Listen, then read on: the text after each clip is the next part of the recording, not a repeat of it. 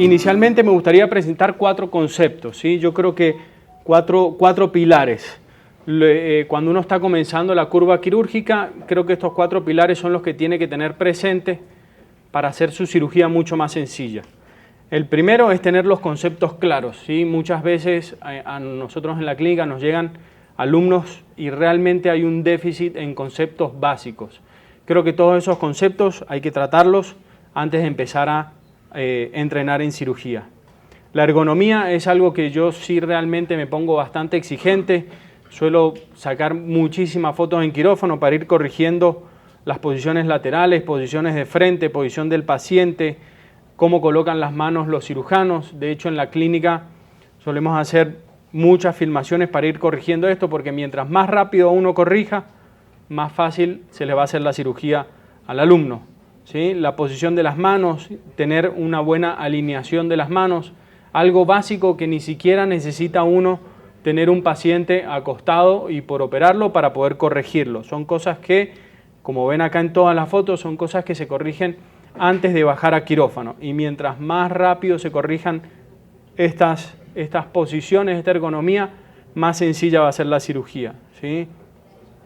Al final de la rotación de mis alumnos, yo siempre les hago algún video como para que se lleven de su experiencia dentro del quirófano, pero después me empecé a dar cuenta que estos videos también sirven para corregir todo tipo de posiciones o errores de la ergonomía de los que estamos operando. Sea con microscopio, sea con pantalla 3D, yo creo que siempre es esencial poner un trípode con visión lateral para poder corregir este tipo de errores. Con el tema de técnicas, esto es algo que sí vamos a ir desarrollando durante la charla, no solamente en esta, sino también en la de técnicas de fractura. Es algo en lo que vamos a hacer énfasis. Y también creo que es súper importante para todos los cirujanos poder hablar sobre resultados. Acá es lo que yo he venido desarrollando. Esta es una aplicación que lo que hace es evaluar el rendimiento quirúrgico del alumno o del cirujano. ¿Sí? Son como las tablas de LICO, pero simplificadas. La idea es tenerlo en el celular. Uno pone si cumple o no cumple el criterio. Eso va generando todas unas gráficas de progresión y esas gráficas en telaraña que se ven abajo son las que van a mostrarle al alumno cuáles son los objetivos que ha ido desarrollando y cuáles son los objetivos que tiene que mejorar, junto con una curva de progresión de todos sus casos. Es decir, con este tipo de herramientas lo que buscamos es que el alumno mejore, o sea, que el alumno solo trabaje en los puntos que tiene débiles. La cirugía de cataratas en 7 pasos, ¿sí? Entonces vamos a hablar de incisiones, hablar de capsulorhexis, hablar de hidromaniobras. Entonces para incisiones lo que nosotros asignamos son 5 objetivos: la localización, la accesibilidad, la geometría, el centrado al eje y la hermeticidad. Lo único que tiene que completar el docente o el alumno es si cumple o no cumple el criterio, ¿sí? Y eso va a ir generando esas gráficas que pueden ver ahí. Cuando hablamos de capsulorhexis, cómo crea el flap, si realiza la maniobra de fulcrum en el área subincisional, si tiene buena circunferencia, el tamaño y el control de la cámara anterior, ¿sí? Eso quiere hablar si está entrando o saliendo permanentemente del ojo o está perdiendo cámara por pérdida de viscoelástico. Como pueden ver, por ejemplo, acá abajo en la gráfica de telarañas, la creación del flap es un punto en el que el alumno tiene débil, un punto en el que tiene que trabajar, ¿sí? Cuando hablamos de hidromaniobras, este es un paso que realmente me di cuenta con los alumnos que he venido trabajando, que es un paso que a muchísimos se les dificulta. Y es algo tan sencillo que si uno detecta en dónde está cometiendo el error, fácilmente lo va a poder dominar. Técnicas de fractura, esto lo vamos a hacer más énfasis en la segunda charla, pero básicamente se puede desarrollar cualquier técnica de fractura, sacar 5 objetivos. Todos estos objetivos están tabulados y están analizados por un panel de expertos y estos son los 5 objetivos que han sido considerados como más importantes para lograr este tipo de gráficas. Cuando hablamos de fragmentos, la facilidad para retirar el primer cuadrante, la rotación adecuada del fragmento, ese es un punto que realmente hacemos mucho énfasis porque habla sobre la habilidad como cirujano de la bimanualidad, el poder trabajar con la mano no dominante, el uso adecuado de ultrasonido. Esto es una tabla que también vamos a desarrollar y estamos desarrollando junto con la clínica y el doctor Scaff para poder brindar un aproximado de ultrasonido o un aproximado que el alumno debe utilizar para, según el LOCS, la protección en el último fragmento y el uso adecuado de parámetros. Eso es algo que se ve muy común, que los alumnos trabajan con los parámetros del docente y el problema que tienen ahí son aproximadamente unos 15 a 30 años de experiencia entre el alumno y el docente. Cuando hablamos de aspiración de corteza, buscar estabilidad en la cámara anterior, el adecuado agarre de la corteza, aspiración tangencial, ¿sí? Cuando tenemos alguna debilidad zonular, ese tipo de aspiración es la que está demostrada que se debe utilizar, aspirar el área subincisional, ¿sí? Y el uso de parámetros adecuados, eso más que nada habla el dominio que tiene el cirujano de la máquina de Phaco. Para el implante de lente intraocular, lo mismo, los 5 objetivos: manejo de tejido, facilidad de ejecución, manipulación del instrumental adecuado, adecuada posición del lente en saco y aspiración completa del viscoelástico junto con la aspiración del viscoelástico por detrás del lente intraocular. La idea de este tipo de herramientas es que cuando uno baja a cirugía, uno baja con su docente o baja con su compañero de cirugía y lo evalúa, ¿sí? Mientras está operando lo puede ir evaluando junto con el celular o una tablet, va viendo si cumple o no cumple el criterio, ¿sí? Y eso después se realizan las gráficas. La otra forma de trabajar es que el alumno grabe su cirugía y esa cirugía se la muestra al docente y se evalúa la cirugía junto con el docente, ¿sí? Es una forma sencilla de evaluar, cumple o no cumple el criterio, ya las gráficas se van generando solas. Este, por ejemplo, es un informe que le hice a un residente nuestro en la Clínica Oftalmológica del Caribe. Este residente llevaba en su momento 23 cirugías. Fíjense cómo la tendencia es a ir mejorando, hidromaniobras, técnicas de stop and chop. Él fue corrigiendo todos los puntos que le resaltaba el docente, aspiración de fragmentos, ir optimizando sus parámetros, aspiración de corteza y colocación de lente intraocular. Lo bueno de este tipo de análisis es que al final tiene su nota quirúrgica. A mí muchas veces me pedían que brinde una nota al alumno y realmente era difícil. Sí, se porta bien, cumple, realiza cirugías y todo, pero de esta forma uno tiene un valor numérico al rendimiento quirúrgico del alumno, ¿sí? La verdad que es una herramienta que a mí me ha facilitado mucho, es una herramienta que es como subir al carro y prender el Waze, ¿sí? Uno ya tiene la ruta, uno ya sabe lo que tiene que hacer, no tiene que improvisar nada, ¿sí? Entonces es una forma sencilla para evaluar al alumno, uno como docente, evaluar a todos los alumnos. Así que los invito a participar de este tipo de herramientas y tecnología que nos hace a nosotros como docentes mucho más sencillo enseñar. Muchas gracias. La idea del día de hoy es que las diferentes conferencias que vamos a tener de los invitados sea como para refrescar, dar tips, dar consejos en cada parte de lo que es la cirugía catarata y la facorefractiva. Entonces, tengo el placer de presentar también al doctor Germán Giraldo, quien nos va a dar tips en implante de lentes tóricos. Más adelante, antes de hacer el coffee break, vamos a hacer una serie de preguntas e interacciones como para darle también dinamismo a las preguntas. Bueno, entonces el doctor Germán Giraldo nos va a presentar tips para el manejo de una Phaco ante el implante de un lente tórico. Muchas gracias, es un gusto ver este sábado el college tan lleno, en esta mañana que solo invitaba pues a quedarse debajo de las cobijas y pues tener gente, pues tener expositores tan, pues nuevas generaciones que prometen. Bartolomé, Sara, que a Sara la conocí cuando tenía como 8 años en un congreso en la clínica que organizó el papá del, no, estoy viejo, re viejo. Ella era una niña, inclusive yo contesté el celular y dije una grosería y ella se volteó y se escandalizó y dijo, ese señor tan grosero. Y ahora, mira, estamos aquí compartiendo podio.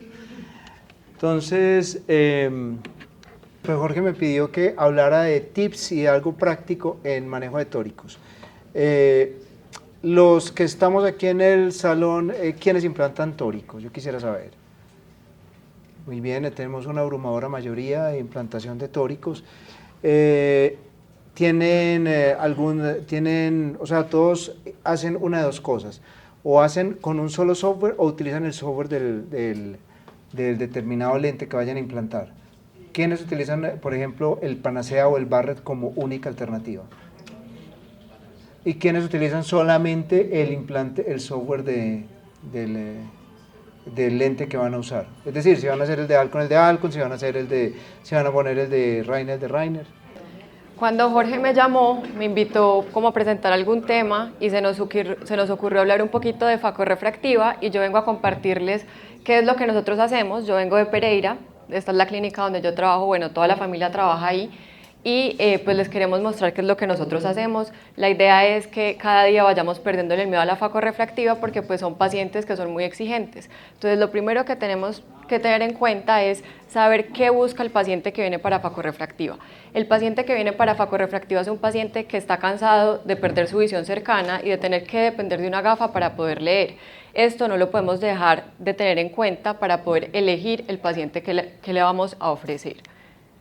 Entonces, ¿por qué es importante? Porque el paciente llega con un montón de expectativas o quiere un montón de cosas y es nuestro trabajo llevarlo a la realidad para que no suceda lo que tenemos acá, ¿cierto? ¿Qué es lo que espera el paciente y qué es lo que en realidad le podemos ofrecer? Tenemos que conocerlo, saber qué edad tiene, qué hace, cuánto mide. No va a ser lo mismo una persona de 2 metros a una persona de 1,50 y también tenemos que saber, digamos, a qué se dedica. Si es una persona que le gusta más jugar golf, que le gusta más tejer, o es alguien que simplemente es normal que esto vibre. Ok. O tener las expectativas del paciente, yo creo que mejor lo va a pasar de acá porque esa vibración me está como estresando, exacto. Y tenemos que saber muy bien si el paciente tiene un ojo seco o no. ¿Por qué es importante manejar el ojo seco? Cuando tenemos ojos secos, si hacemos un pentacamo, hacemos un Lenstar, vamos a tener astigmatismos inducidos y poderes corneales que no son los adecuados. Y me quiero centrar mucho en el paciente que tiene cirugía refractiva previa, porque este es un pool de pacientes que cada vez nos va a llegar más a la consulta y a quienes usualmente les tenemos miedo. ¿Por qué? Pues porque tenemos cosas que no sabemos cómo manejar. Primero, ¿lo podemos operar o no? Entonces, ¿qué es lo que tenemos que ver en un paciente con cirugía refractiva previa? ¿Qué tan centrada está la ablación de este paciente? Si la ablación está bien centrada en los primeros 3 a 4 milímetros de la córnea, pues podemos considerarlo como un buen candidato. Pero aquí es donde comienzan todas las dudas, las aberraciones, si es una córnea prolata, si es una córnea oblata, ¿qué vamos a hacer? Si es el coma, el trifoil, la aberración esférica. Entonces yo voy a intentar como resumirles un poquito qué es lo que considero que es más importante para que ustedes consideren en estos pacientes.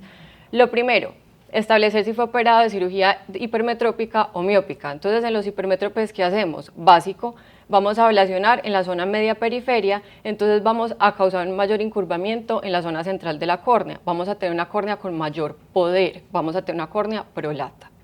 Y en los miópicos vamos a hacer todo lo contrario, vamos a hacer una córnea oblata. Para mí, más que el coma o el trifoil, lo más importante es la aberración esférica.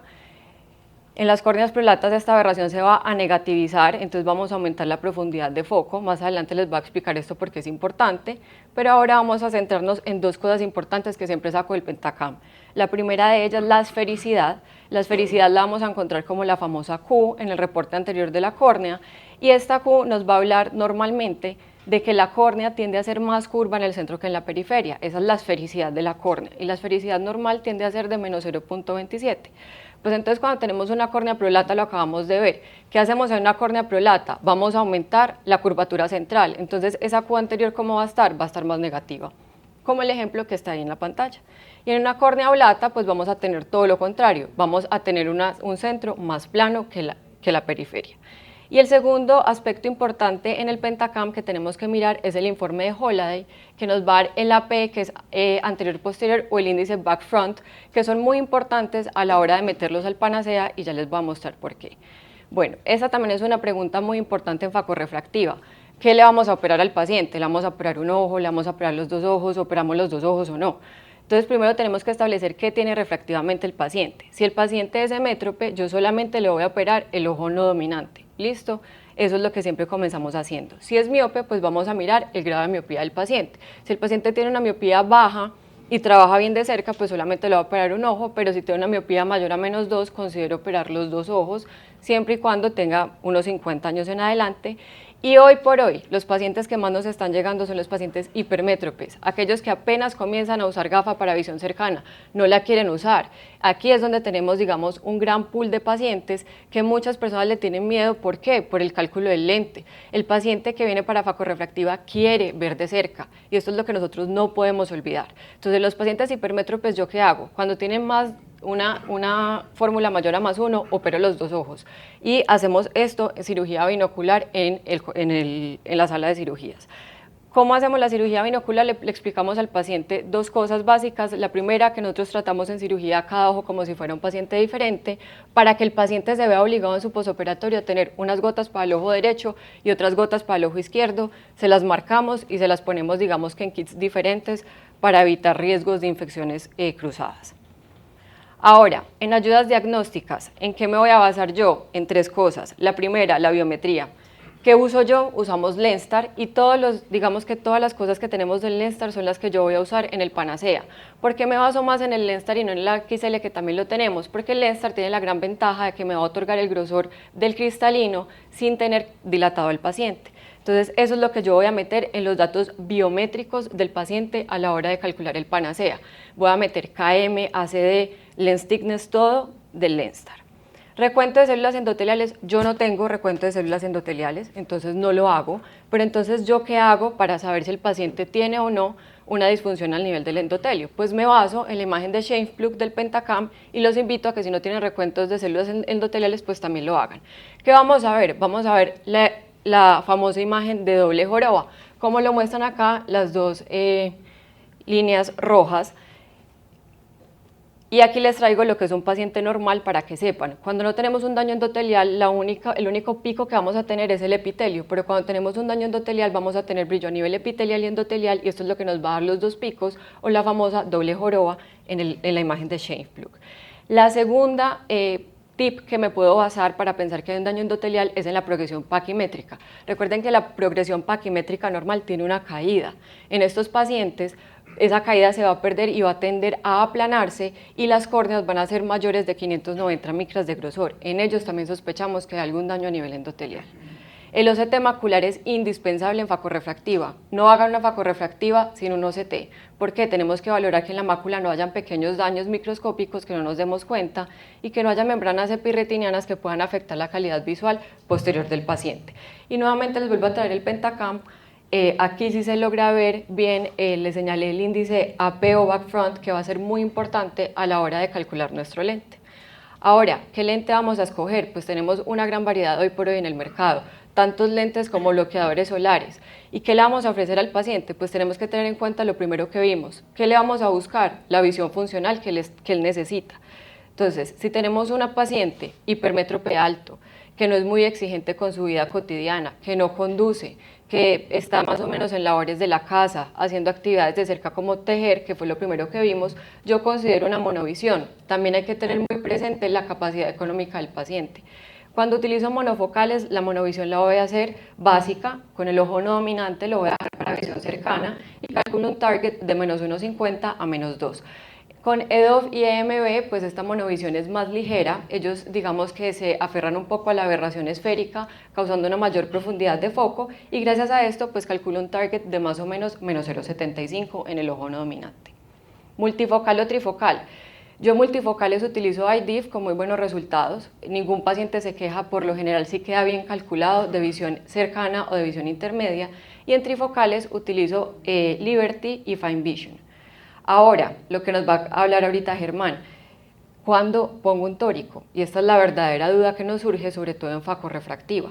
Entonces, el tórico siempre me voy a basar un poco más en el subjetivo que en el queratométrico, sobre todo cuando está en borderline. Por ejemplo, tengo un paciente que en la queratometría tiene un astigmatismo de 1, pero en el subjetivo me pide 1.50. Yo sí o sí le voy a ofrecer un tórico a este paciente. Ahora, si el astigmatismo es a favor de la regla, o sea que el eje más curvo está a 90, esto es muy importante sobre todo para quienes están empezando porque uno se confunde, si el eje curvo está a 90 grados, digamos que el astigmatismo lo podemos subir un poquito más porque va a ser más tolerado, sobre todo porque en lo general entramos a este eje a operar. Entonces a ellos les ofrezco un tórico cuando es mayor de menos 1.25. Y cuando es en contra de la regla, si soy menos permisiva, el eje más curvo va a estar a 0 grados. Entonces es un astigmatismo que para mí va a ser más difícil corregir, sobre todo si es ojo izquierdo, porque yo no voy a entrar lateral y no voy a operar con mi mano izquierda. ¿Por qué? Porque no me siento cómoda. Entonces a estos pacientes, cuando tienen un astigmatismo mayor de menos 0.75, ya les estoy ofreciendo un tórico. Ahora, ¿cómo voy a calcular el lente? Después de todo esto, lo que hemos visto, para mí lo más importante es el Panacea y por eso yo levanté las manos las 2 veces que preguntaron qué era lo que yo utilizaba. Esta es la regla biométrica en la que más me baso para todo, sobre todo en facorrefractiva y sobre todo en pacientes que han tenido cirugía refractiva previa. Yo no les estoy pidiendo a los pacientes que vayan y pidan las queratometrías previas a la cirugía. Por lo general son pacientes que vienen del extranjero, que tienen pocos días para operarse y que no tienen tiempo para estar pidiendo esto. Entonces, ¿con qué me salvo? ¿Con qué trabajo yo para poder operar a estos pacientes y tener buenos resultados? Con Panacea. Y les traigo esto a colación porque si miramos el índice back front o AP, vamos a ver, digamos, acá este paciente ha sido operado. Si yo utilizo el índice normal, me va a dar un lente de 22.50, pero si yo modifico esto y cambio el back front al 79.18% como lo tenía el paciente que había sido operado, podemos ver que el poder del lente cambia en una dioptría. Esto es gigante para un paciente de facorrefractiva. Al principio no creíamos mucho en Panacea y tuvimos el error con varios pacientes que habían sido operados antes donde nos daba entre el Lenstar y el Panacea una diferencia de 2 dioptrías en el cálculo del poder del lente y el paciente en el posoperatorio lo pedía. Entonces esto es un dolor de cabeza, úsenlo, funciona, no se tienen que preocupar por queratometrías previas, por nada más, sino un buen pentacam bien hecho para poderlo llevar a este punto. Ahora, escojo el primer lente positivo o el primer lente negativo. Esto a veces las personas lo consideran. Entonces, en las córneas prolatas que tienen mayor poder central, voy a usar el primer lente positivo. ¿Para qué? Para que ese paciente no me vaya a quedar tan negativo después, porque la córnea sabemos que tiene mayor poder central, entonces tiene una mayor profundidad de foco. Y en las córneas oblatas, que son más planas en el centro, pues voy a irme por el primer negativo, ¿listo? Si nada de esto funciona y el paciente en el posoperatorio nos llega con una sorpresa refractiva, esa va a ser la segunda charla que voy a dar el día de hoy. Muchas gracias.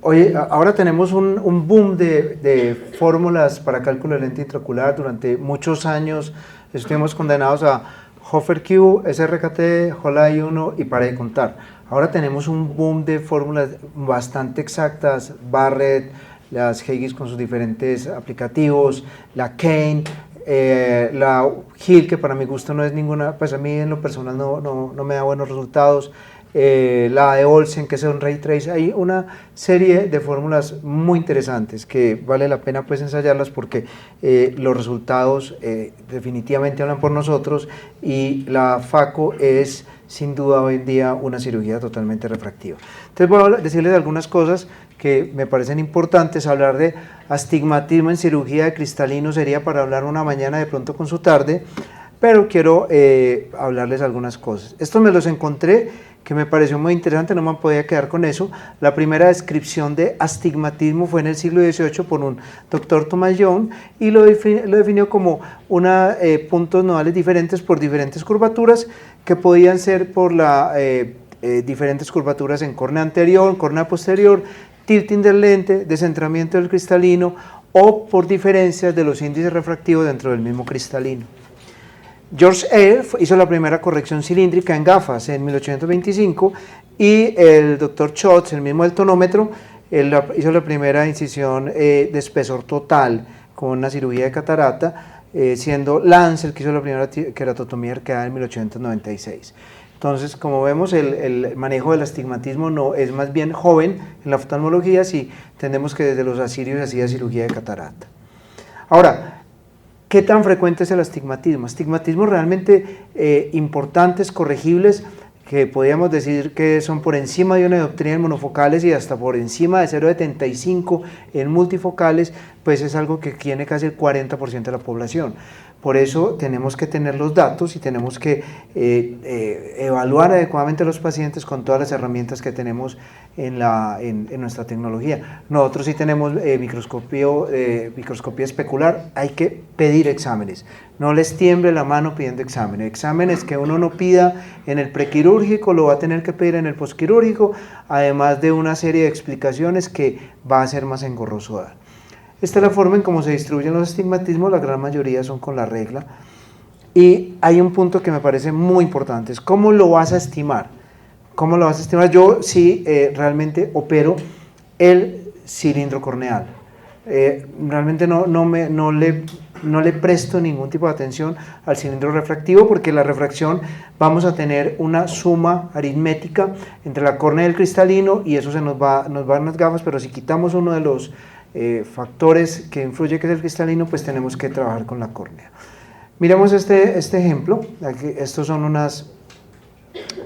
paciente que a mí me encanta. Si miramos en la parte del Lion Master, nos muestra un -2 a 180 grados, y si miramos los 4 refractivos, nos dice que tiene un 2 dioptrías a 4 grados. Maravilloso. Cuando todo coincide, vamos muy bien.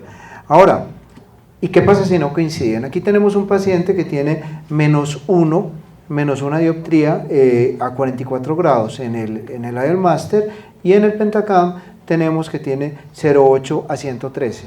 No coinciden, están aceptablemente bien la cantidad del astigmatismo, pero los ejes están totalmente diferentes. Entonces, hay varias preguntas, varias respuestas, una correcta, y yo no sé si está ahí la correcta. ¿Qué harían ustedes? ¿Quiénes le pondrían un tórico? Ninguno. De los ninguno, ¿alguno le pondría en un eje en el eje de la keratometría o en el eje del Pentacam? Entonces yo, en lo personal, cuando tengo cosas que no me coinciden, no trato el tórico. Después en el posquirúrgico miré a la córnea, le pondré un lente de adición, pero si todo coincide, estamos perfectos. Si las cosas no coinciden, si los valores del astigmatismo no coinciden, pero los ejes coinciden, puede ser. Siempre es mejor hipocorregir. Siempre es mejor que le quede un poquito de lo que su cerebro ya maneja, que ponerle una cosa que no va a manejar, ¿sí? Entonces, si tenemos diferentes valores en magnitud, vámonos, hipocorrijamos, pero si nada coincide, no pongamos tóricos, no sabemos, estamos haciendo un salto al vacío. El astigmatismo inducido, esto es un tema bien importante, porque miren que estamos buscando corregir cilindros de 0,75 en el plano de la córnea, que van a ser más o menos una dioptría 0,8 en el plano del cristalino. Entonces yo con mi incisión, ¿cuánto le estoy generando? Entonces aquí hay que hacer varios ejercicios, hay muchos software que podemos utilizar. Tenemos que preguntarnos, yo a qué eje hago mi incisión, y eso no es decir, yo creo que yo la hago a 90, o yo creo que yo la hago a 110, o yo creo que la hago a lo que sea. No, hay que medirla. Una cirugía normalita que la hacemos con naturalidad, al otro día sentar al paciente en la lámpara de hendidura y mirar yo a qué eje la hago, ¿sí? No, aquí debemos quitar esa parte de que yo me imagino, de que yo supongo. ¿Cuánto mide mi incisión final? No, es que yo lo hago de 2,2, de 2,5, de 2,75, ¿y cuánto mide al final? Nos hemos preguntado eso, porque uno puede decir, yo la hago a 2,2 y tener unos movimientos bruscos, meter el lente a las malas y terminar la incisión de 2,6. Esa es la importante. ¿Cuánto terminó mi incisión? Y hay diferentes software que lo podemos hacer. Panacea tiene este cuadro, el astigmatismo inducido quirúrgicamente. A mí en lo personal me gusta mucho esta tablita que está que la pueden bajar gratis de la página del Dr. Hill.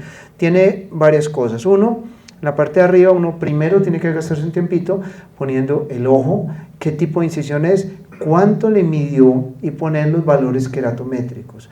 Otra pregunta, ¿qué keratometrías uso? Parece obvio, pero no es tan obvio. Hombre, mídalas con el mismo equipo.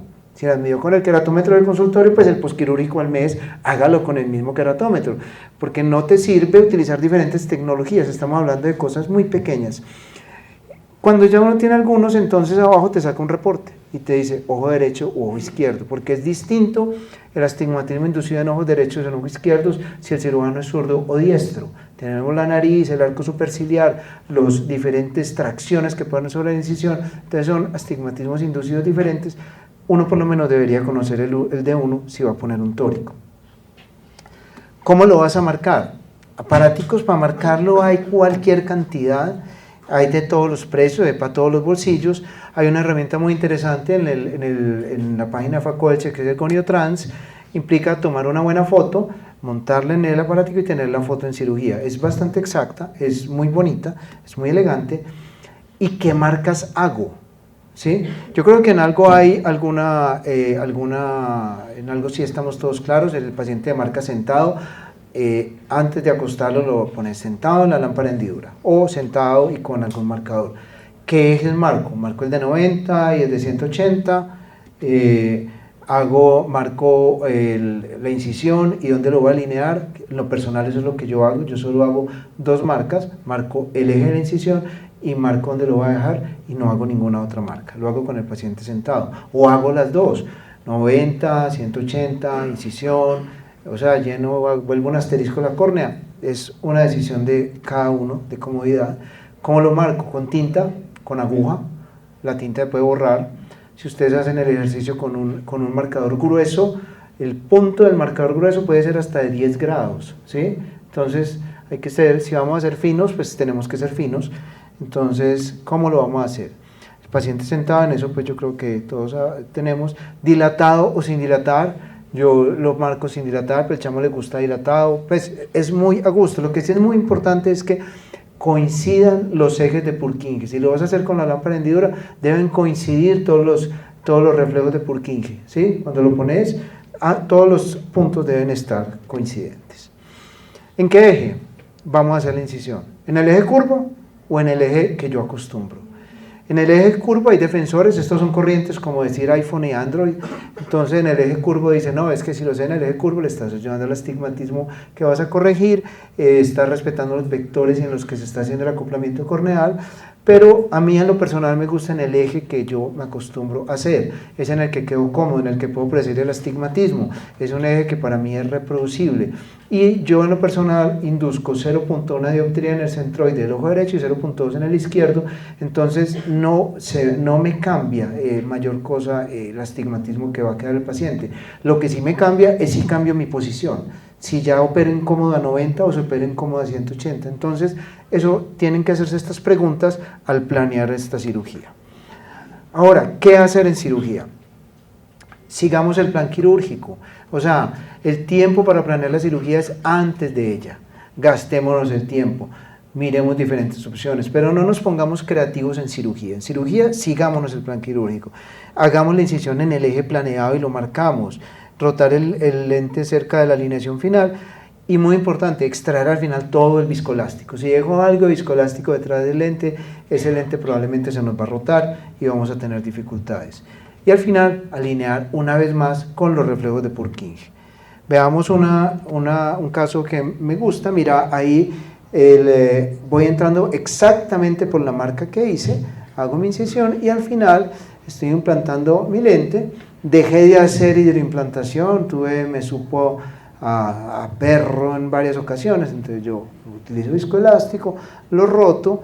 Si vemos aquí más o menos, aquí está una marca, se ve bastante bien esta marca, entonces saco todo mi viscoelástico y al final voy a alinear el lente que me queden los reflejos de Purkinje. Miren que aquí tenemos un reflejo de Purkinje. Aquí me estoy metiendo debajo del lente para sacar todo el viscoelástico que necesite sacar y al final voy a alinear los ejes de tal suerte que me queden las marcas y los ejes como debe ser. Esto es lo que tenía para hoy. Muchas gracias. Buenos días a todos aquí presentes y a los que están en vivo en el Instagram. Es un placer estar aquí otra vez, ya me siento como en mi casa. Bueno, el premio que hablaba un poquito Jorge fue en India, en Hyderabad. Es un congreso que se hace cada 2 años. El congreso son 3 días únicamente de infecciones corneales. Presentamos un trabajo para combatir infecciones micóticas refractarias con láser de argón. Bueno, después con láser de argón. Después seguramente vamos a tener la oportunidad de presentarlo acá. En el Congreso de Clofán hablamos de eso en una charla, pero bueno, una vez esté publicado el paper seguramente lo van a poder tener. Bueno, y hoy les voy a hablar de esta infección, que es un dolor de cabeza para todos los cirujanos cuando nos sucede, cuando ustedes ya implantan sus lentes tóricos, multifocales y demás, y la cirugía sale perfecta, pero algunos días después aparecen signos inflamatorios y sospechamos de endoftalmitis, ¿sí?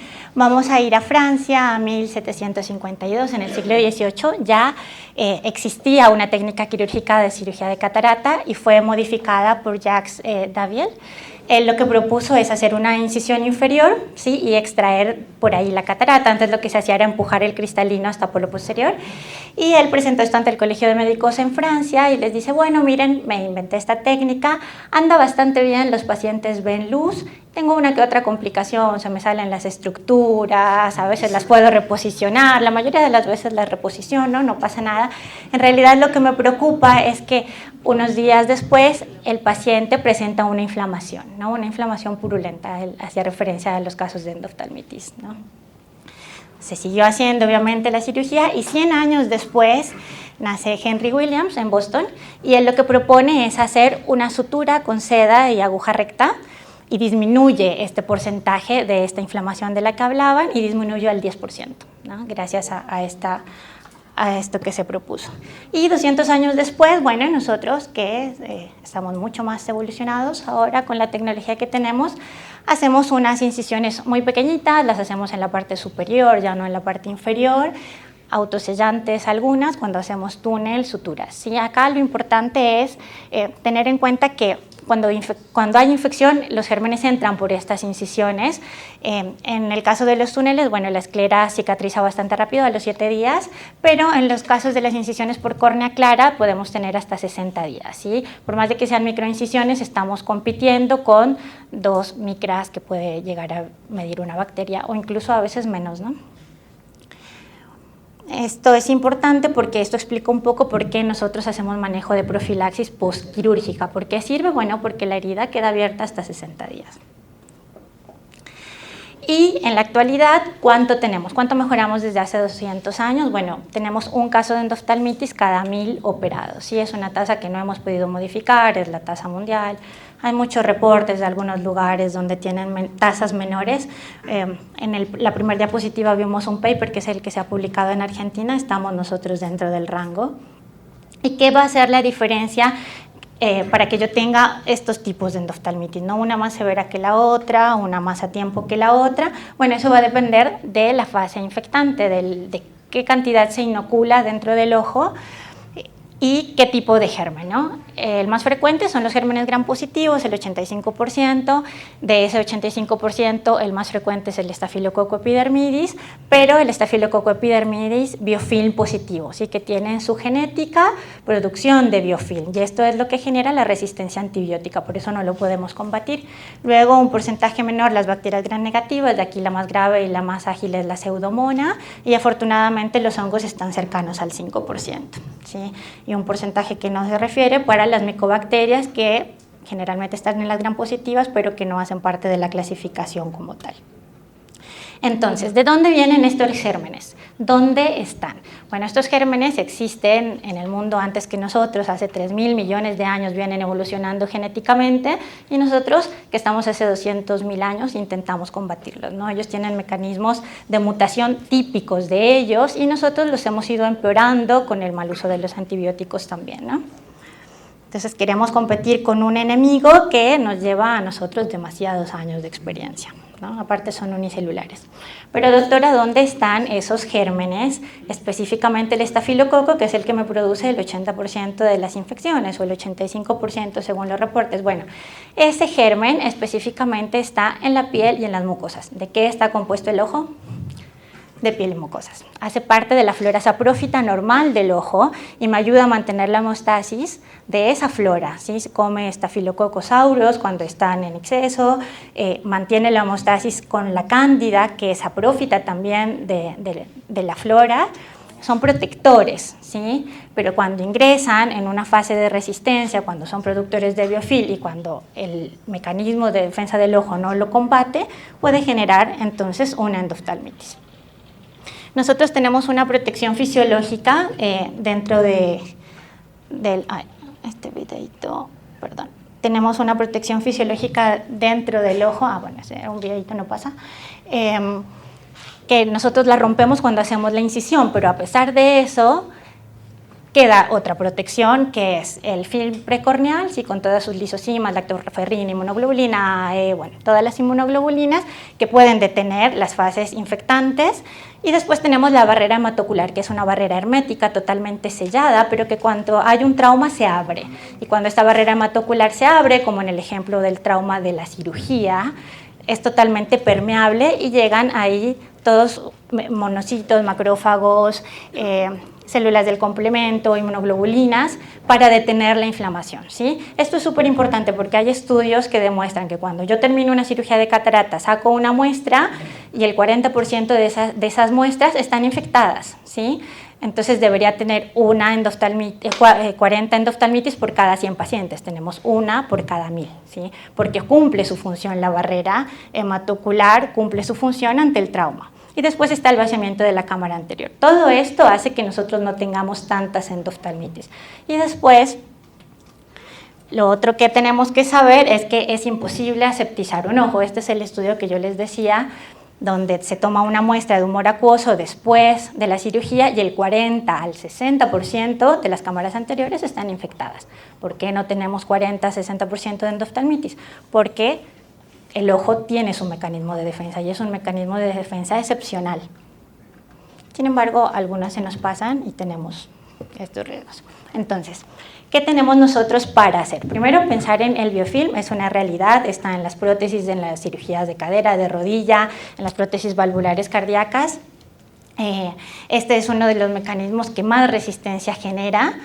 Y tenemos para combatirlo derivados del ácido salicílico, como el caso del ketorolac. ¿Sí? El ketorolac disminuye biofilm casi a la mitad, o sea, en un 47%, y esto haría que nosotros tengamos menos riesgo de infección. ¿Sí? Después tenemos antibióticos prequirúrgicos y los postquirúrgicos. Usamos fluoroquinolonas. ¿Por qué usamos fluoroquinolonas de cuarta generación? Porque cumplen un espectro gram positivo y gram negativo, que son las primeras fases infectantes. Entonces, la idea de haber propuesto esta profilaxis es cubrir esos dos polos, ¿no? Sin hablar de la resistencia antibiótica, que lo vamos a ver en la segunda charla, porque no siempre sirve y depende del país, la ciudad en la que se está. Vamos a ver cuál es la de Colombia para el caso de... El caso de ciprofloxacina es sensible a Pseudomonas en Estados Unidos, en Colombia no tanto. Y la tobramicina y la gentamicina en Colombia tiene una resistencia del 40% y el 60%. ¿Sí? A los norteamericanos les va mejor con estos, pero es la importancia de ver en dónde estamos, ¿sí? De trabajar con laboratorios. La asepsia prequirúrgica es lo que se ha demostrado que precipita las membranas y diluye las paredes. Esto sí o sí hay que hacerlo. Tenemos que dejarlo 3 minutos funcionando, tanto en fondo de saco como en piel, si no, no sirve. Si llega a limpiar, lavan, o el paciente dice, ya me arde el ojo, bueno, lavan, no funciona. Pero si se usaría los 3 minutos que debe usarse, es un gran protector. Y es realmente lo único que se ha comprobado que funciona. Y luego están las intracamerales, que las vamos a volver a nombrar en la próxima charla.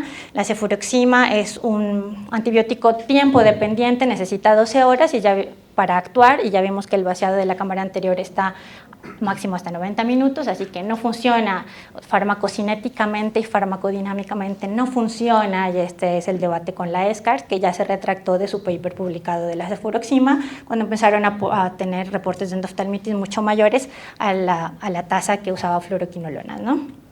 Y la moxifloxacina intracameral, que está ahora muy de moda hace algunos años, es concentración dependiente. Esto significa que apenas toca el germen puede aniquilarlo, ¿sí? Pero el hecho de usarlo en cámara anterior y el hecho de que no tenga VAC no necesariamente significa que no sea lesivo, porque bien que no tenga VAC, y aprovecho para decirles que el VAC diluye biofilm. ¿Sí? O sea que cuando yo quiero hacer una profilaxis antibiótica, el VAC diluye biofilm y también funciona como antimicótico. ¿sí? Entonces, si yo quiero prevenir una infección, pues preferiría usar algo con BAC, ¿no?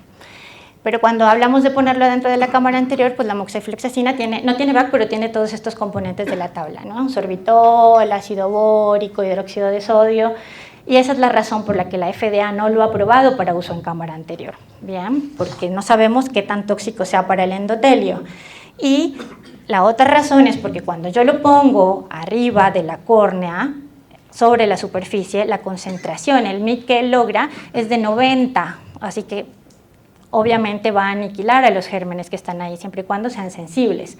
Y en vitro alcanza un MIC de 50, que no sirve para tratar, pero sí para hacer profilaxis. Entonces, ¿qué necesidad tengo de ponerlo en la cámara anterior si goteándolo en la superficie, que es para lo que se inventó, tengo yo una buena respuesta? ¿Sí? Esa es la razón por la que no se ha recomendado. Lo usamos, hay muchos estudios, lo vamos a ver en la siguiente charla.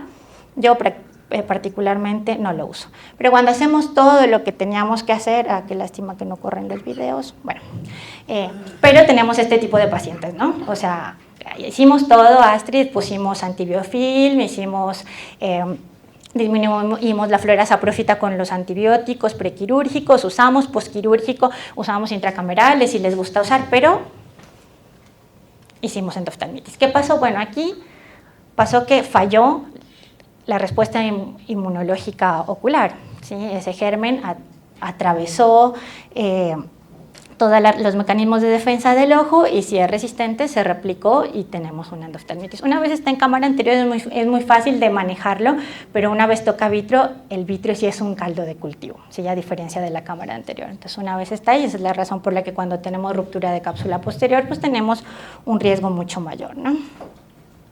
De endoftalmitis. Bueno, entonces, ¿qué tenemos para hacer? Sí o sí, el tratamiento gold estándar para el manejo de la endoftalmitis es la vitrectomía, ¿sí? Y las intravitreas ya se consideran manejos coadyuvantes mientras yo le doy tiempo a ese paciente para vitrectomizarse. Bien, aquí tenemos un resumen, entonces lo primero que tenemos que hacer es una muestra vítrea. Sí o sí, lo que hay que hacer es PCR, ¿sí? El 60% de los cultivos son negativos. Si no tenemos PCR, estamos trabajando a ciegas.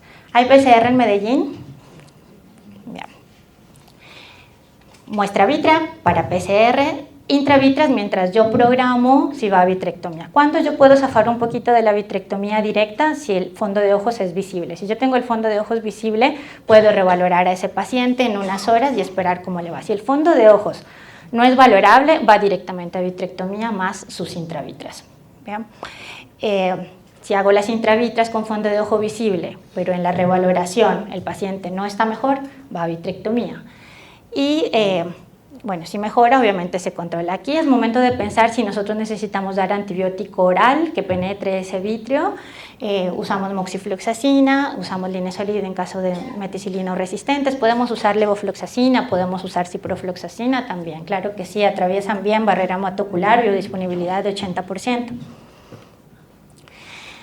Entonces, respecto a las inyecciones intravitreas, vamos a hablar un poco. Debemos tener en cuenta que la primera línea es vancomicina para gérmenes gram positivos y ceftazidima y amicacina para gérmenes gram negativos. La amicacina en sospecha de micobacterias de crecimiento rápido, micobacterias no TB de crecimiento rápido, bien, Chelonae, abscesus, esas raras. ¿Cuándo la sospecho? Cuando hago la vitrectomía, pongo las intravitreas y el paciente sigue empeorando. Esa segunda dosis de antibiótico intraocular que yo voy a usar, lo mejor es cambiarla por banco y amica, ya no repetir banco-septa, ¿sí? Y cuando no mejora, bueno, cuando no mejora ya con la vitrectomía, con 2 intravitreas, sospechamos el hongo, ¿bien? ¿Y cuál es el estándar para hongo? Voriconazol y anfotericina B.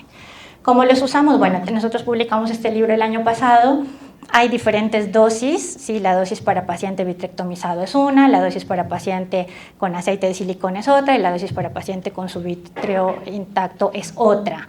Y esto es porque generan toxicidad. Miren, esta es una reacción en la cámara anterior por una respuesta a la anfotericina, muy tóxica. Y no tenemos que olvidarnos nunca lo que les dije hace un momento, que cuando el paciente no responde a la terapia debemos sospechar o en una micobacteria de crecimiento rápido, no TB, ¿sí? O en hongos como esta cándida, que es una paciente que se operó de una cirugía facorefractiva de 52 años, con estas perlas de cándida divinas, con ese saco capsular que está lleno atrás del lente, algodón del hongo. Las endoftalmitis micóticas son mucho menores, el 0.05%, pero cuando se dan el riesgo de visceración alcanza el 80%, y eso depende del germen infectante. Si es Fusarium, el 80% se viscera. Si es Cándida, tenemos chance como el caso anterior, ¿sí? Este paciente, miren esa bola de pus de ahí, ¿la ven? Tiene 2 vitrectomías hechas, 2 dosis de intravítreas, y sacamos eso en la visceración. Lo tenemos que sacar, pero hace una panoftalmia, sino, o sea, no siempre ganamos, ¿no? O sea, muchas veces la vida del paciente está en riesgo y no tenemos que ser tercos. Esta endoftalmitis se generó 3 pacientes de un módulo quirúrgico de 25 cirugías, y miren, el paciente 15, que es la primera fila, quedó en tisis, el paciente 2, que era el que se veía que venía mejor, quedó en evisceración, y el otro tiene una agudeza visual de 20-200, ¿sí? ¿Qué pasó con el paciente 17? A ese le funcionaron los mecanismos de respuesta inmunológica. Nunca se infectó el paciente 17, todavía lo estoy siguiendo, este caso desde hace 1 año y medio. Todavía viene a la consulta y le busco el hongo, no se infectó. Y este es, como lo vimos nosotros en el laboratorio, un Fusarium súper agresivo, rápido, y se da a las 72 horas, igual que la endoftalmitis bacteriana, ¿sí? Entonces tenemos que tener una guía de cómo actuar y cómo actuar rápido para evitar estas catástrofes, y a veces no ser tan tercos, ¿no? Tratar siempre de mantener, y es una recomendación que yo doy, yo que voy a corte para defender estos casos a veces, no hagan cirugía bilateral. Si el paciente viene de afuera, operen al día siguiente. Vean. O sea, es el 100% de ese paciente. Sus ojos son el 100% de ese paciente. Vean. Muchas gracias por su atención. Tips para refinar la fractura. Bienvenido. Para los que todavía les quedó ganas de operar. Entonces, sí, qué complicado. Vamos a tratar de volver a generar confianza. Entonces, yo creo que con Jorge tenemos una metodología de enseñanza que es tratar de hacer las cosas que son difíciles, tratar de simplificarlas. Ya habíamos hablado sobre las diferentes técnicas de fractura, ya les expuse nuestro proyecto junto con la clínica. La idea es desarrollar paso a paso cada una de las cirugías. Cuando uno hace la técnica de Divide and Conquer, generalmente es con la que todos comenzamos.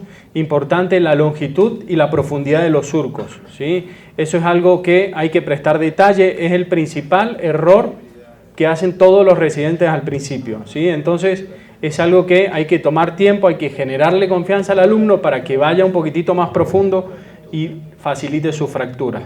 El segundo, esto es algo que si yo vengo desarrollando hace mucho tiempo. Yo hoy en día en Colombia llevo alrededor de 8.600 cirugías. Ese número es la cantidad de ultrasonido que utilizo para fracturar, o sea, prefractura del cristalino, según el LOX modificado que utilizamos en la clínica. La idea es entrar dentro de un desvío estándar de ese número. Utilización del chopper para la fractura, esto no es algo indispensable, pero porque muchos los hacen con pre-chopper, pero si uno lo hace con la segunda mano, uno está entrenando su mano no dominante, entonces sería un plus para poder practicar y utilizar. La rotación adecuada de los fragmentos, eso también habla sobre la habilidad del cirujano con su mano izquierda, algo importante que todos deberíamos desarrollar. Y por supuesto la fractura adecuada en 4 cuadrantes o más, ¿sí?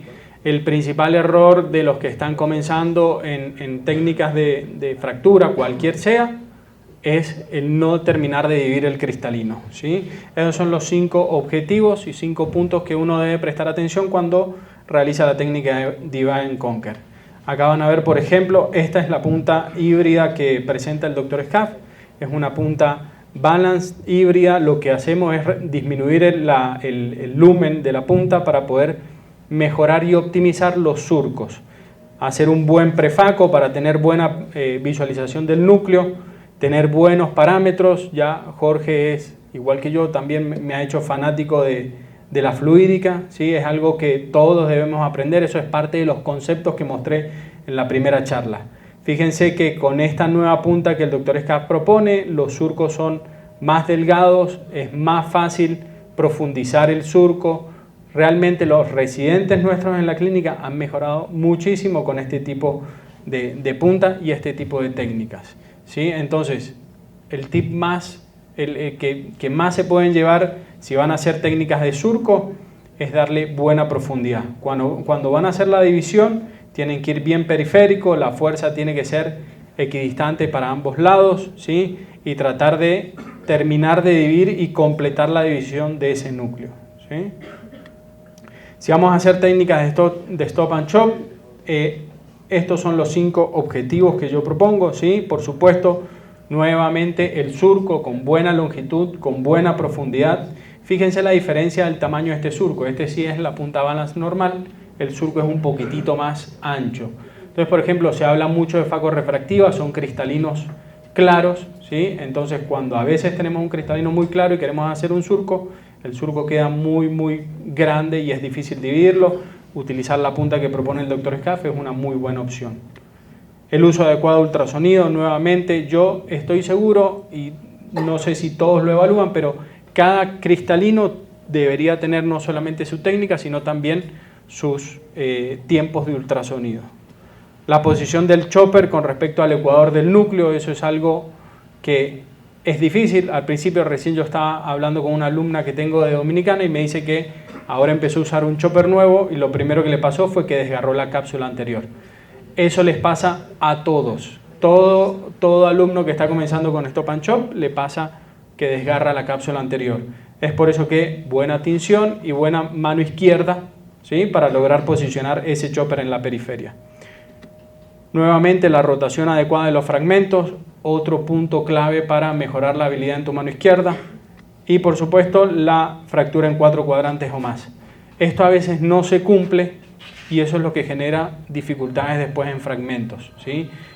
Los parámetros que uno utiliza para fracturar son diferentes a los que uno utiliza para terminar de comer todo el cristalino. Entonces, ¿por qué vamos a empezar a comer el cristalino si todavía no hemos terminado de fracturar? ¿Sí? Acá van a ver, por ejemplo, la diferencia de la punta híbrida que propone el Dr. Scaff versus este tipo de punta. El surco es un poco más ancho. No hay problema porque esta es una catarata más dura. Entonces, tengo espacio suficiente para poder trabajar en ese surco. Perdón. Entonces, cuando uno va a hacer surco, el vacío tiene que estar bajo, el poder de ultrasonido tiene que ser adecuado según la dureza del cristalino, ¿sí? La longitud del surco debe ser la adecuada. Si es una catarata más blanda, de pronto yo propongo ir con unos surcos un poco más largos, que si es una catarata dura, uno solo se concentra en el núcleo, ¿sí? La rotación adecuada de los fragmentos, muchas veces cuando el cristalino es duro o no hemos hecho una buena hidro, la rotación con los dos instrumentos facilita mucho esa rotación. Completar el surco, a veces uno se anticipa, hace solamente la primera pasada y todavía su incisional está bien adherido.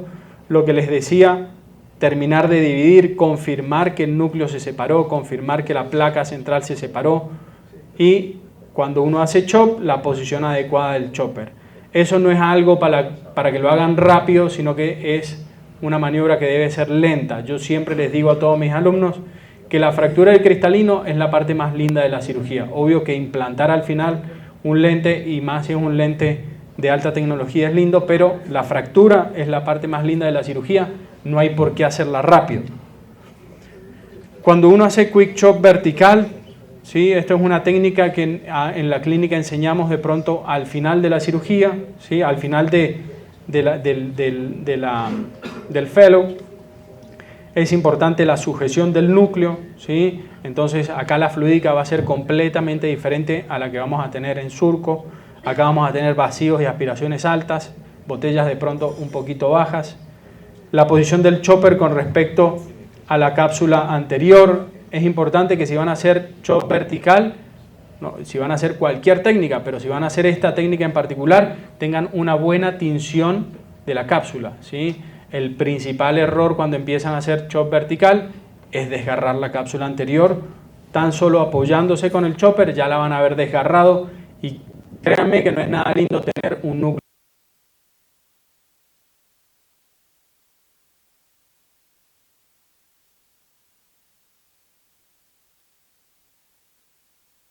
misma dinámica de bitácora que hemos diseñado. Es por eso que tenemos toda la estadística para soportar este tipo de trabajos, la rotación adecuada de los fragmentos y por supuesto la fractura de 4 cuadrantes o más, ¿sí? O sea, ustedes seguramente se habrán dado cuenta, yo soy bastante estricto, bastante psicorrígido, es por eso que este tipo de tablas o este tipo de análisis son... Yo creo que si uno quiere operar bien, uno tiene que volverse un poco psicorrígido, uno tiene que ser estructurado y tiene que tratar de optimizar todos los pasos quirúrgicos, ¿sí? A veces a mí me decían que yo no estaba haciendo un chop vertical, muchas veces me acuerdo Noé Rivero me decía que yo hacía un chop no binario o híbrido porque yo iba más a la periferia. Entonces yo le digo, lo que pasa es que yo cuando empecé a hacer chop vertical, lo primero que hago, cuando empiezo a hacer cualquier técnica nueva, lo primero que hago es evaluar lo que estoy utilizando. Si ustedes miran bajo el microscopio el chop vertical no solamente tiene la punta en el centro, sino que también tiene filo interno. Entonces, si ustedes hacen la técnica como muestra en el libro, que es el faco va hacia arriba y el chopper va hacia abajo, lo que van a hacer es perder vacío, ¿sí? Entonces, lo que yo hago es construir como si fuera una L. Uno se entierra y después desgarra hasta la punta de faco, ¿sí? De esa forma yo estoy utilizando el filo que está por debajo del chopper y el filo que tiene interno. Cuando uno hace quick chop horizontal, prácticamente es muy parecido al vertical, lo único que va a hacer es que va a ir a la periferia. Este es el tipo de técnicas que yo creo que el 90% de los cirujanos quiere aprender, ¿sí? El tema es que si no saben hacer otra técnica, este es el tipo de técnica con el cual van a complicarse y mucho, ¿sí? Entonces, yo como enseño en la clínica o cómo tratamos de estructurar el aprendizaje en la clínica, primero técnicas con las cuales ustedes puedan rescatar. Es por eso que si ustedes van a empezar a operar catarata, mi recomendación es primero hacer surco, ¿sí? Porque es una técnica de rescate. Si la técnica de quick chop horizontal o vertical no funciona, pueden continuar con surco. La idea es... ¿sí?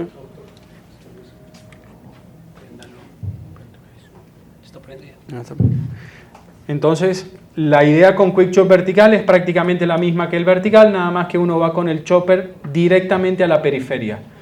Si uno quiere hacer una buena técnica de quick chop horizontal, tiene que tener buen instrumental. Si no tiene un buen chopper, no va a operar bien. Si uno quiere cirugía buena, tiene que tener instrumental bueno, ¿sí? Y para eso hay que invertir.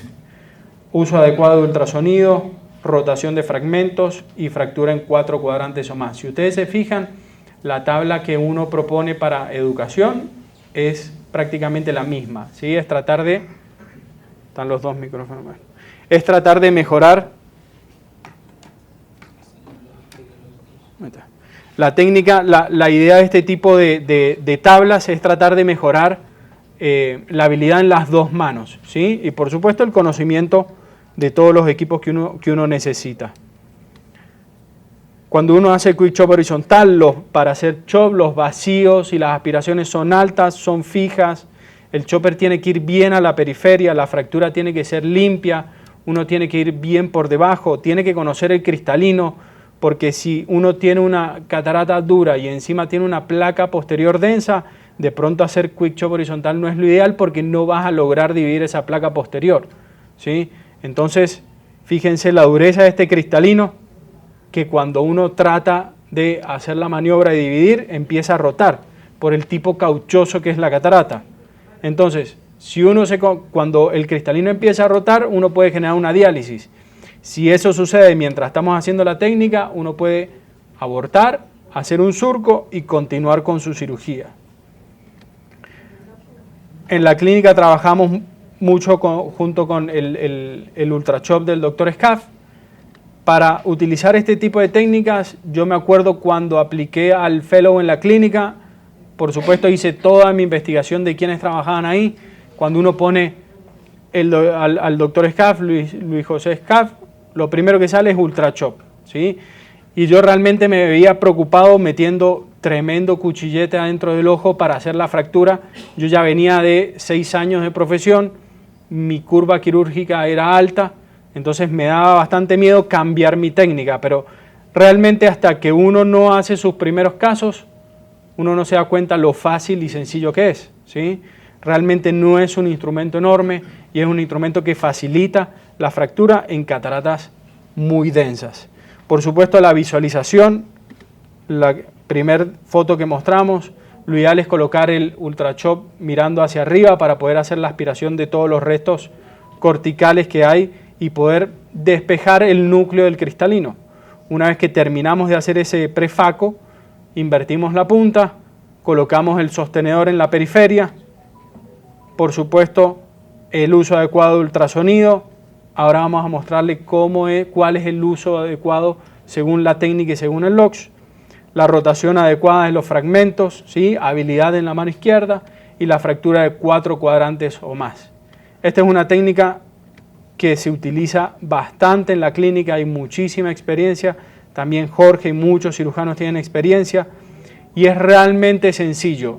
Son 2 técnicas, una puede ser como si fuera una técnica de divide and conquer y utilizar pre-chopper o un divisor de núcleo, o la técnica con sostenedor, que es esta que uno abraza el ecuador del cristalino y lo que hace es ultrasonido directamente al núcleo y lo divide. Realmente es muy sencillo de hacer, invito a todos a probarlo porque para cataratas duras, para cataratas de pronto con debilidades zonulares, está demostrado que genera menos tracción, es realmente sencillo hacer este tipo de técnicas. Entonces, esta es la prevalencia de según LOX, de 8.651 ojos. Esta está actualizada al día de ayer. Este es como, básicamente es caracterizar qué tipo de cataratas estamos operando, ¿sí? Fíjense que realmente uno a veces va a los congresos y ve esas cataratas negras que hacen ultrasonido, o ve esos cristalinos súper duros, cataratas polares, casos súper complejos, pero realmente no es la mayoría, no es a lo que la gran mayoría de los cirujanos se enfrenta. Entonces realmente uno tiene que concentrarse qué es lo que tiene, qué es lo que va a hacer con lo que tiene. La prevalencia, fíjense, cataratas 4 o 5, cataratas con durezas medias, ¿sí? Es lo más común.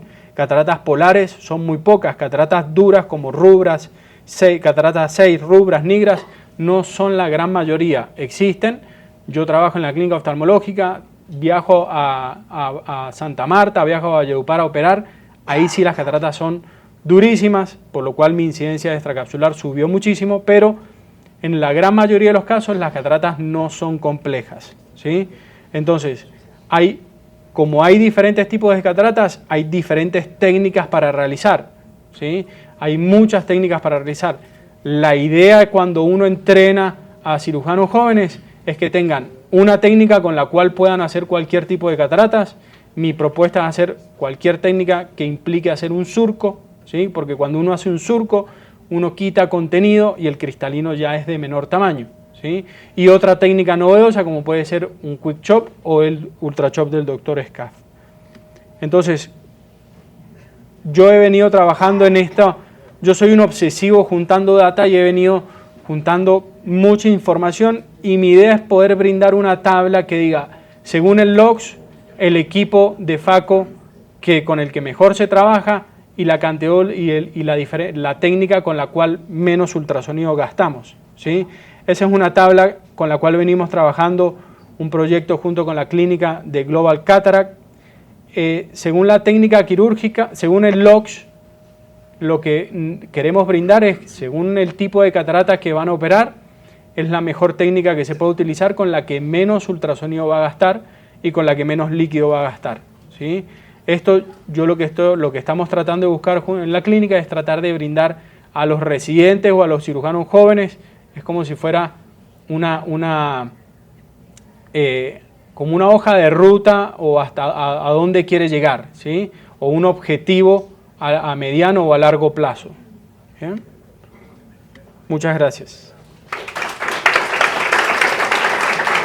Esto que les traigo el día de hoy es una técnica salvavidas para esos momentos cuando tenemos miedo del último fragmento, que es el más duro, tenemos el vacío muy alto, la cámara está fluctuando, llevo mucho rato batallando ya con esta catarata dura y todavía me queda un cuarto de fragmento que es realmente duro. Y hacemos un shock, necesitamos vacío alto, y ahí es cuando en esa fluctuación, en ese estrés de estar jalando el ojo con el shock, la cámara se nos va, tocamos la bolsa capsular, rompemos y entonces hacemos el agujero. Entonces, esto realmente yo no fue que lo aprendí así desde la residencia, no, esto fue dándome golpes, también haciendo algo de terapia, haciendo Feng Shui y todo eso. Sí, todo eso que Germán Giraldo me ha enseñado de sus viajes desde Nepal.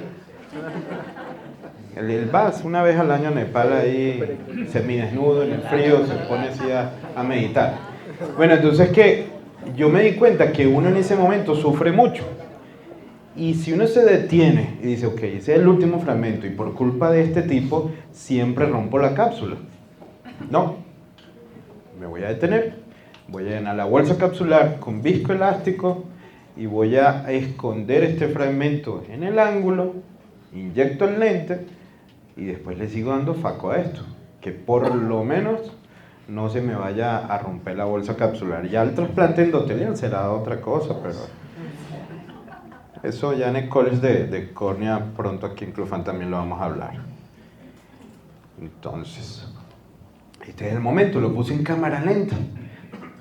Tienes ahí el shock porque estás jalando también el ojo y ¡tac! Inadvertidamente, y tú dices, ¿cómo fue? ¿Quién? ¿Usted por qué me movió el codo? El instrumentador era como 2 metros más allá.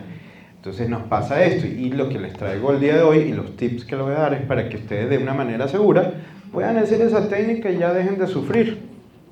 Entonces, ¿cuándo generalmente nos pasa la ruptura de la cápsula posterior? Por todas estas cosas, aumento de presión vítrea, vacíos elevados, pero generalmente lo principal es una trepanación o perforación inadvertida del último fragmento. Porque estamos entrando en ese fragmento duro, hacemos una trepanación, no vemos la punta del faco está del otro lado del fragmento. Y es cuando rompemos, se nos va para atrás. ¿Qué retinólogo estará por allá en Clofán? Pero realmente tenemos que poder tener esta agilidad y salvar esta situación en último momento. Entonces hacemos maniobras compensatorias, sí. Muchas veces aumentamos la altura de la botella, repelemos la cápsula con un segundo instrumento, utilizamos vacíos más bajos, le quitamos el vacío fijo, le ponemos lineal, nos mantenemos en la zona de seguridad, pero lo ideal sería parar, colocar viscoelástico, colocar el lente y hacerle faco. Hay muchas técnicas, esto no es nuevo, esto tiene años. Muchas veces en los quirófanos tenía una laminita de acrílico, que eso lo colocaban como para poder sacar el fragmento sin romper. Pero entonces, mire, ese es el momento. Nosotros no podemos hacer una trepanación del último fragmento, tenemos que parar y mirar. Cuando ya se sientan que ya ha trepanado, no, me detengo, quito el fragmento de la punta, veo dónde está mi punta y hago las maniobras que quiera hacer, pero nunca se animen a ser patólogos y llevar el pedal hasta el fondo, trepanando el fragmento. Entonces, miren, hay que atrapar el fragmento en el ángulo. ¿Con qué? Con viscoelásticos dispersivos. ¿Por qué dispersivos? Porque ustedes saben que va a tolerar muy bien la fluídica y todas esas columnas de agua que empiezan a hacer remolinos ahí. Si ponen cohesivo se mueve y el fragmento va a estar pegando de todas partes. Entonces nos ponen dispersivo, llevan el fragmento hacia el ángulo, ahí se va a quedar tranquilito y inyectan el lente. Ustedes no lo ven porque no lo han hecho, pero el complejo bolsa capsular y lente siempre se desciende. Y uno lo nota cuando prosigue a hacer la facomulsificación del fragmento. Y uno dice, ¿será que le voy a dar ultrasonido al lente también? No, siempre se desciende y tienes un buen espacio para terminar de hacer la faco. Ahora, tú dices, bueno, sí, lo puedo hacer, pero ¿y qué pasó con la corteza? ¿Cómo voy a hacer la aspiración de la corteza también? Tranquila, no para de sufrir. Usted primero salga de ese fragmento duro. ¿Ves? Como aquí Indiana Jones en la primera película que iba a pelear con este tipo y dijo, no, yo ¿por qué voy a combatir esto si tengo una pistola Packard? Listo. Ajá, el que sigue. No, Entonces, y lo ideal, bueno, aquí hay otros detalles, los pacientes añosos siempre se presentan, pero déjame hacer una pausa aquí un momentito para lo que iba a decir. ¿Qué pasa con los fragmentos de corteza que quedan debajo del lente que ya inyectó en la bolsa? Bueno, si usted tiene un lente hidrofílico, no dude en subir el lente, si quiere sentirse cómodo haciendo la aspiración de corteza. Ya terminó el fragmento, ponga viscoelástico arriba, sube el lente, los hidrofílicos salen hasta tocándolos por la óptica, ya las dos ópticas suben, y se mete con la jurato o con la irrigación aspiración a remover la corteza, y luego vuelves a poner el lente en la bolsa capsular. Es un poquito más complicado en los hidrofóbicos porque ya cuando se han desplegado son más tensos. Pero si tú no quieres sacar el lente de la bolsa y todavía tienes corteza, entra a la bolsa solamente con la irrigación, no con la aspiración, sino pura irrigación. Y te quedas un ratico haciendo movimientos en 360 grados y la corteza se va a ir edematizando y todo y se va a ir soltando. Y el lente lo vas rotando, le das unas 2 o 3 rotaciones ahí bajo irrigación y el mismo lente va soltando la corteza. Ahora, no pudiste con un lente hidrofóbico, jalabas y creías que el lente también se venía. No, ponga viscoelástico arriba y abajo en la bolsa capsular, saque el lente a un plano superior, aspire la corteza y ya entonces vuelve a poner el lente en su posición. Pero lo principal aquí es que, bueno, me voy a tardar más aspirando la corteza una vez puesto el lente. Sí, probablemente te vas a tardar más, pero te estás salvando de haber roto la cápsula posterior. Y que ese núcleo duro se haya ido para atrás y que el retinólogo está diciendo es que este tipo la rompe una de cada 5. Entonces, ¿no? Entonces, fíjense aquí, como yo me he ido tranquilito, una catarata dura, no, pero yo digo, no, esta señora ya tiene casi 90 años, pujando, la cirugía ha sido larga, por más de que le hice ultrachop, perdón, ¿no? Yo hoy no quiero sufrir con esto, coloco viscoelástico, inyecto el lente, fíjense cómo lo ideal es que ustedes lleven el fragmento hasta la periferia en el ángulo, para que tengan un buen espacio a la hora de inyectar el lente. Pilas, porque si no ven bien cómo va entrando el lente, a veces puedes empujar uno de los fragmentos hacia la bolsa capsular y queda un poquito más complicado porque te queda un fragmento debajo del lente. Pero miren aquí cómo el lente se posiciona en un plano más posterior y los fragmentos vienen a la punta. Aquí estamos retirando parte de la corteza. La corteza difícil de sacar, claro, es la que está a favor de las ápticas. Pero usted con irrigación continua, ahí rota un poquito el lente y ella sale. Entonces, este es otro caso. Fíjense donde tenía, a la izquierda ahí dejé atrapados esos fragmentos con viscoelástico dispersivo. Fíjense que esas burbujas no se mueven casi, eso te indica que el viscoelástico está presente. A veces el viscoelástico dispersivo, el dispersivo hace que... No, esto se le acabó todos los dos. Sí, bueno, el dispersivo puede hacer más lento la facoaspiración o la emulsificación del fragmento que queda, pero ustedes se quedan tranquilos un momentito y la misma turbulencia del líquido va a hacer que el fragmento se mueva. Fíjense que todavía hay una burbuja ahí que no se ha movido porque hay protección. ¿Qué es difícil esto? Que ya la pupila se va cerrando, la pupila se va cerrando y tú dices, me queda un resto de corteza, Vuelva a colocar viscoelástico, expanda la pupila y entre directamente a buscar ese resto de corteza. Entonces lo importante es hidratar bien la corteza, que ya lo había dicho. Lo otro, llevar el fragmento a la esquina, visualizar siempre los fragmentos, nunca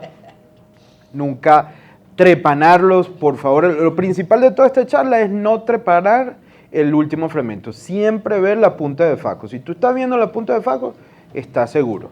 ¿Okay? Bueno, muchas gracias. Entonces ahora yo les voy a hablar de un poquito de complicaciones que son mucho más manejables a las que vimos después de mi charla anterior. Vamos a comenzar con algo que nos va a llegar al día. Este es un caso de un paciente masculino, estuvo en la cárcel, hacía dos años antes había venido a donde nosotros para operar su ojo izquierdo porque por un puño este ojo no veía. Tenía una catarata traumática y nosotros lo operamos, quedó muy contento, pero el paciente no vivía en Pereira. Doctora, cójalo aquí con la basecita para que nos funcione. Así. Sí, pero ahí. Bueno, ahora se me cae. Anda, hágale. no le ayuda. Creo que lo voy a hacer mejor sin micrófono para no estar acá teniendo eso tan pesado. Es en Bogotá, lo operaron, pero lastimosamente quedó con un astigmatismo que no estaba esperado y el paciente estaba loco. En su ojo dominante quedó con un astigmatismo de menos 2/90 y pues su visión sin corrección, que era lo que él quería tener, una muy buena visión sin corrección, pues estaba en 20/200 y el paciente estaba loco. Le hicieron 1000 estudios, él decide volver a Pereira, donde nosotros a ver qué le podíamos ofrecer, porque hasta le habían ofrecido explantar el lente que le habían implantado y poner otro lente intraocular que no fuera premium, sino un lente monofocal. Si ustedes observan la foto, si ven ahí como una flechita, más adelante les voy a mostrar qué era lo que él tenía. Pero entonces, ¿uno qué hace? Aquí es cuando llega el paciente y uno se tiene que replantear qué vamos a hacer. Desde cambiar el lente, como le habían explicado a él, poner otro adicional que corrija el astigmatismo, o nos vamos más bien hacia una refractiva. Yo soy muy partidaria a hacer lo menos invasivo posible y buscar siempre la mejor visión para el paciente, 20 happy. No siempre la visión va a ser 20/20, pero que el paciente esté contento es lo que nosotros tenemos que buscar. Entonces, hoy les vengo a hablar de sorpresas refractivas manejadas con TransPRK después de una facorefractiva. Primero, tenemos que saber cómo vamos a determinar que si es una sorpresa refractiva. Siempre nos vamos a guiar por el subjetivo y esto es muy importante. Nos llegan pacientes que han ido donde optómetras y los optómetras les dicen que es que tienen un defecto residual, pero vamos a ver el paciente y ve 20/20J1. Pero el autorrefractómetro les marca más 0,75 o menos 0,50 y el optómetra les está diciendo algo que en realidad el paciente no tiene, se está guiando por el autorrefractómetro. Entonces, siempre tenemos que valorar nuestros pacientes facorrefractivos. Lo segundo es que si este paciente ha sido operado antes de cirugía corneal, debemos esperar un tiempo prudente, ojalá mínimo 8 semanas, para que la córnea se estabilice. Si tiene flap, que el flap no esté edematizado, muchas veces esto no se ve y es muy difícil evaluar la lámpara de hendidura para nosotros poder tener el resultado visual final del paciente. Y siempre tratar el ojo seco, como lo habíamos visto en la charla anterior. No se nos puede olvidar dilatar estos pacientes y valorar cómo está el lente en el saco capsular. ¿Por qué? Porque tenemos que ver que las ápticas estén bien posicionadas, que no vaya a ser que una áptica haya quedado, que no se haya abierto y que esté como con un codito el lente desplazado y que esto nos esté causando la mala visión en el paciente. Siempre, siempre sospechar un tilt. Digamos, en este paciente podemos ver que la óptica está atrapada en la rexis y tiene un tilt, lo que va a generar el astigmatismo residual que tiene y no es a raíz de que en realidad tenga un lente mal calculado. Lo entramos a cirugía, posicionamos el lente y problema resuelto. Y por último, las opacidades capsulares posteriores, sobre todo en lentes premium, quitan muchísima visión, más de lo que uno espera. Entonces, siempre tratemos esto antes de hacer una refractiva corneal. El OCT macular nuevamente hay que repetirlo, podemos tener edemas post la cirugía de faco que no veamos, entre otras complicaciones. Y como siempre, digamos mi mano derecha en el consultorio es el Pentacam. Yo siempre les hago el Pentacam a mis pacientes y acá vuelvo con el caso anterior, se los quería traer, el primer caso que les traje de la persona que se había operado en otra parte. Francamente tiene su astigmatismo de 2, pero si vemos el lente está muy bien posicionado. Y aquí en la flecha les quiero mostrar, el problema de este paciente no es el cálculo del lente, el problema de este paciente fue la incisión corneal que hizo el oftalmólogo al momento de operar, fue muy anterior y esta cicatriz es lo que ha causado en él este astigmatismo que lo tiene loco. Entonces, por eso es tan importante evaluar muy bien el paciente. TransPRK me encanta, hoy por hoy todas mis cirugías refractivas son TransPRK, yo ya no hago LASIK ni FemtoLASIK, no tengo femto para LASIK, pero todo es TransPRK, hipermetropía y miopía, y para los pacientes que han sido post-faco también les hago TransPRK. ¿Qué voy a corregir? Como les dije desde el inicio, la refracción subjetiva del paciente, y aquí está la clave en esta segunda parte. Para fórmulas pequeñas, porque muchos colegas piensan que como es un residual de menos 0,75, ¿cómo le va a hacer un PRK si va a quedar entonces hipercorregido? No, hay varias claves en este punto y yo creo que aquí es donde nos tenemos que centrar. Lo primero que tenemos que hacer son las ópticas amplias para evitar la regresión del paciente. Esto es clave. El segundo punto clave es que vamos a calcular el retiro epitelial con la paquimetría central del paciente. Por lo general, los equipos traen un default de 50 micras, pero cuando tenemos pacientes que tienen córneas más delgadas, por ejemplo esta que tiene una córnea de menos de 500, yo siempre tenga 480, 500, 550, calculo el epitelio con el 8 al 8,5% de la paquimetría central del paciente, y esto es clave. En este paciente, por ejemplo, da un 43 por OCT de segmento anterior. Si calculamos su paquimetría por el 8,5 nos da 42, o sea, lo mismo.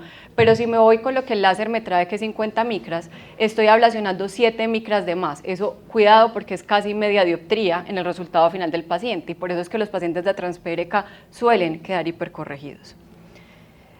Lo hago guiado por aberrometría, no le tengo miedo a la aberrometría, tengo muy buen tutor en casa, pero aquí les traigo, digamos, la clave para hacerlo. ¿Por qué se hipercorrigen? Como ya lo he dicho, por el volumen ablacionado. Si nosotros no nos fijamos en el volumen ablacionado, pues vamos a tener muchas hipercorrecciones. Para los que apenas están comenzando, ¿qué quiere decir esto?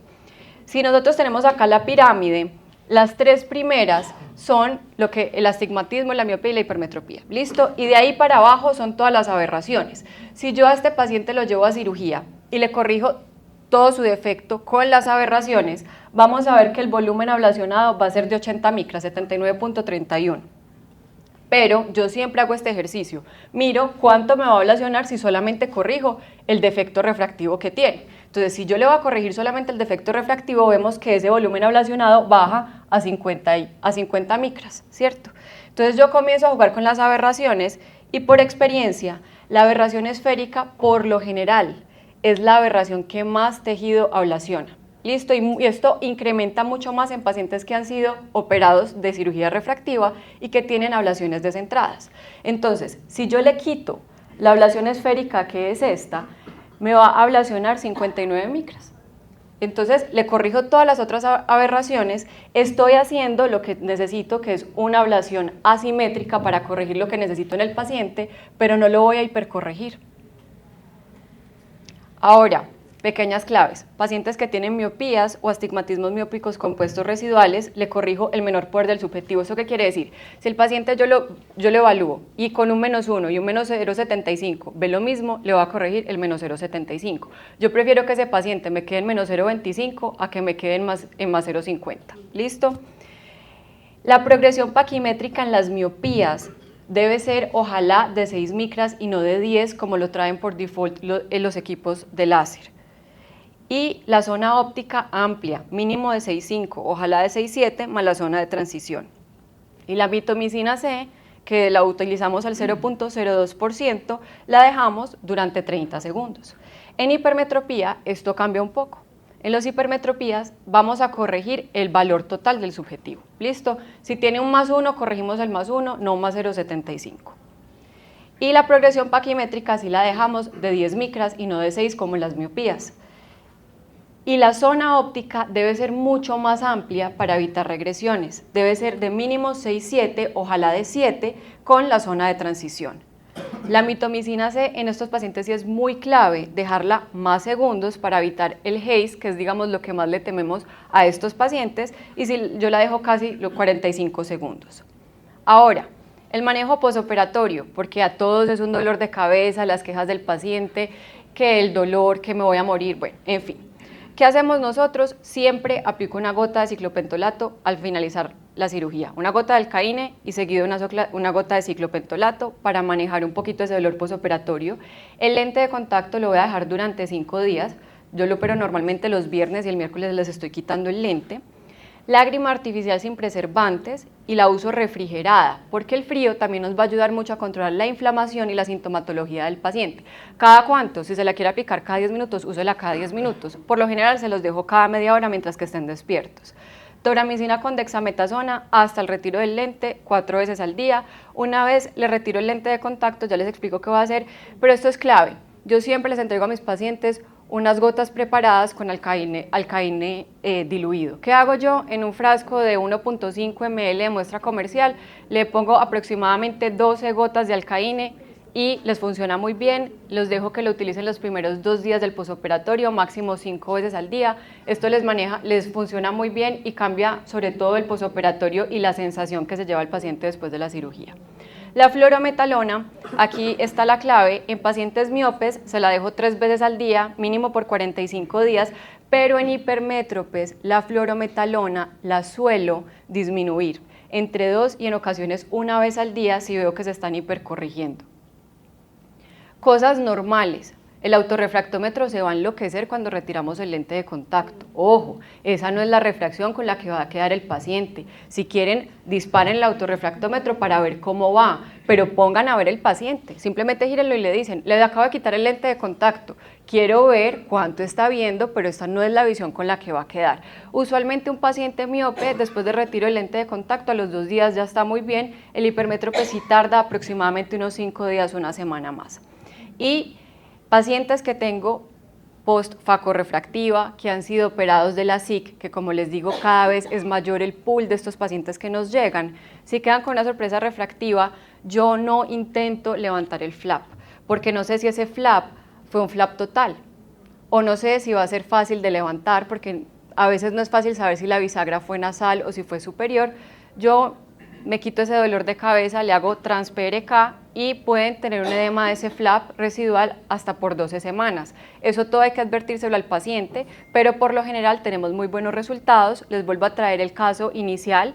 Se le hizo un trans-PRK a este paciente, se le manejó muy bien su posoperatorio y el paciente quedó muy contento, ya no tiene ese -2 de astigmatismo a 90 y logró una agudeza visual sin corrección en ese ojo de 20-25, igual que en su ojo izquierdo.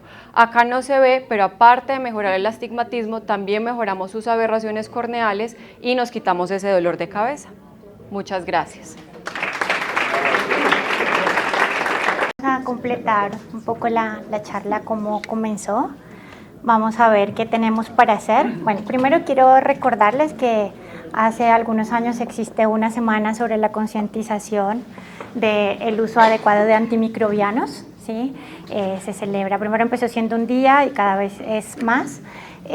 Ahora es toda una semana, ya que la Organización Mundial de la Salud estima que en el año 2050 la principal causa de muerte sea resistencia antibiótica en las terapias intensivas. ¿Okay?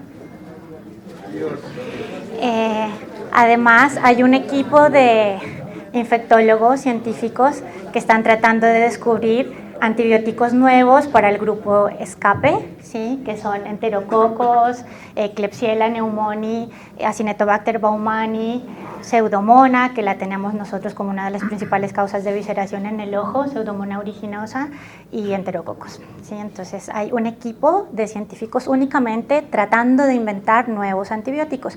Es imposible competir con la industria. Nosotros tenemos actualmente resistencia a la colistina, que es nuestra última carta, porque utilizan colistina en los reservorios de peces, ¿sí? Y el 80% de los antibióticos que se fabrican en Estados Unidos se usan en la industria alimenticia, para las vacas, los pollitos, bueno, todo lo que comemos. Entonces, muchas veces cuando dicen, la resistencia antibiótica, porque usted, doctora, usa 2 semanas de tratamiento, 1 semana previo a la cirugía y 1 semana después, les aseguro que no es así exactamente como se hace la resistencia antibiótica, pero si nosotros nos comemos el antibiótico durante años, eso es la causa de la mutación de los gérmenes, ¿sí? Es imposible competir. Pero bueno, mientras no podemos competir, veamos lo que podemos hacer. Bueno, este es el mismo cuadro que vimos, cuál es el causante, esto no nos lo podemos olvidar. Lo primero que buscamos siempre nosotros en las PCRs, como decía el doctor con el que hablé hace un ratito, es bacterias gram positivas, ¿sí? Productoras de biofilm, esa es la importancia del ketorolac, y las bacterias gram negativas, Pseudomonas, en lo que tenemos que pensar siempre que tenemos un reporte gram negativo, porque es un germen demasiado ágil, puede causar evisceración en el 25% de los pacientes, y finalmente hongos, ¿sí?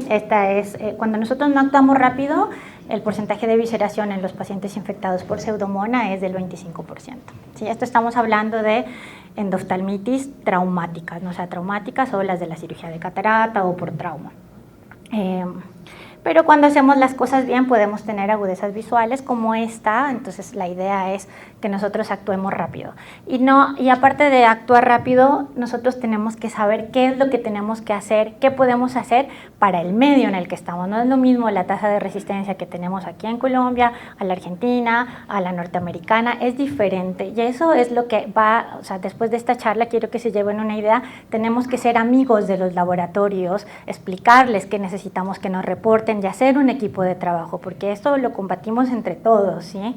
para nosotros empezar a usar, por ejemplo, antibióticos más antiguos para los cuales ya no tenemos tanta resistencia, dejar en uso la moxifloxacina para lo cual ahora hay mucha resistencia, porque si no, no estamos haciendo nada en las profilaxis.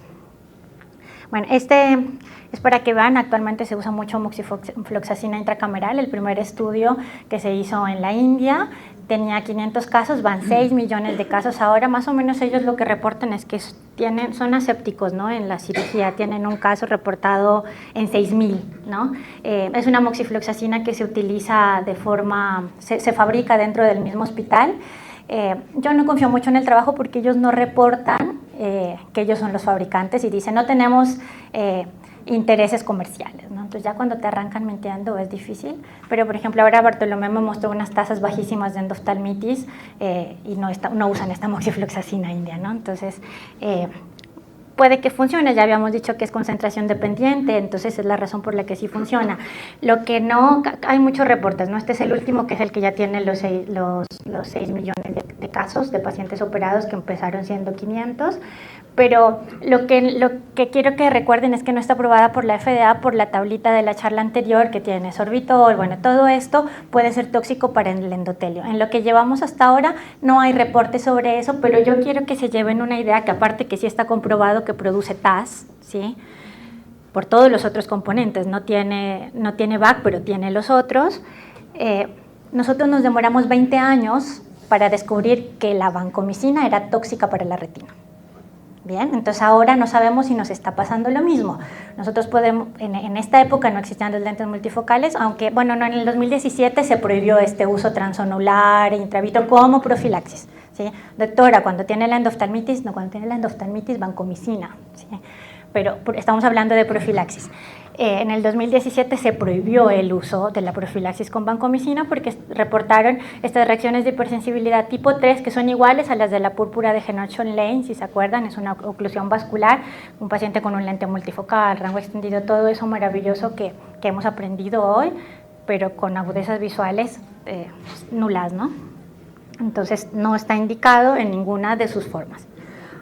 Habían varias presentaciones hechas en laboratorio de forma manual, o sea, como fórmulas magistrales, Trimoxiban, no sé, les digo para los más jovencitos que por ahí lo leen, una época en la que el mundo de la oftalmología estaba aséptico totalmente por el uso de vancomicina, y sí, obviamente porque la sensibilidad llega al 100%, ¿sí? En algunos países está bajando ya gracias a la resistencia, entonces obviamente arrasa con todo, ¿no? Pero no lo podemos usar. Entonces vamos a ver, miren, estas tablitas son súper pesadas, pero les prometo que será rápido y es solo para que se lleven una idea general. Vamos a ver acá, este es un trabajo que se hizo en comparación de 2 hospitales estadounidenses. Ay, lastimosamente, a ver, perdona, pero quiero mostrarles. Ellos hablan de la sensibilidad de las fluoroquinolonas, se los traje porque es lo que nosotros usamos. A ellos les van bastante bien con la ciprofloxacina en los gram negativos. Miren que tienen una sensibilidad del 95%, acuérdense de eso. Gram negativos, pseudomona, ¿sí? Que 25% de riesgo de visceración. Y con la moxifloxacina y la gatifloxacina, ellos tienen bastante más resistencia, ¿no? O sea, tienen casi un 30% de resistencia. Ese dato es bastante importante. Eso es para Estados Unidos. Ay, creo que me voy a tener que estar cambiando. Que es casi el 50% de sensibilidad y 50% de resistencia, que es los europeos, ¿no? La SCARS, cuando nos vendieron su idea de cefuroxima para gram negativos, cuando las endoftalmitis son principalmente por gram positivos.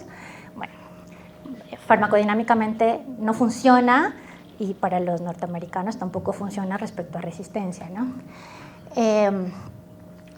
Bueno, y la cipro para ellos sigue siendo bastante sensible. Miren, al final 94%. Esto es inleíble, pero después le ponen esto, es solo para que vean cómo va cambiando la tasa de resistencia, ¿no? Miren la sensibilidad, cómo va disminuyendo conforme a los años, ¿no? 70, 80%, 40%, cada vez funcionan menos los antibióticos porque tenemos más resistencia.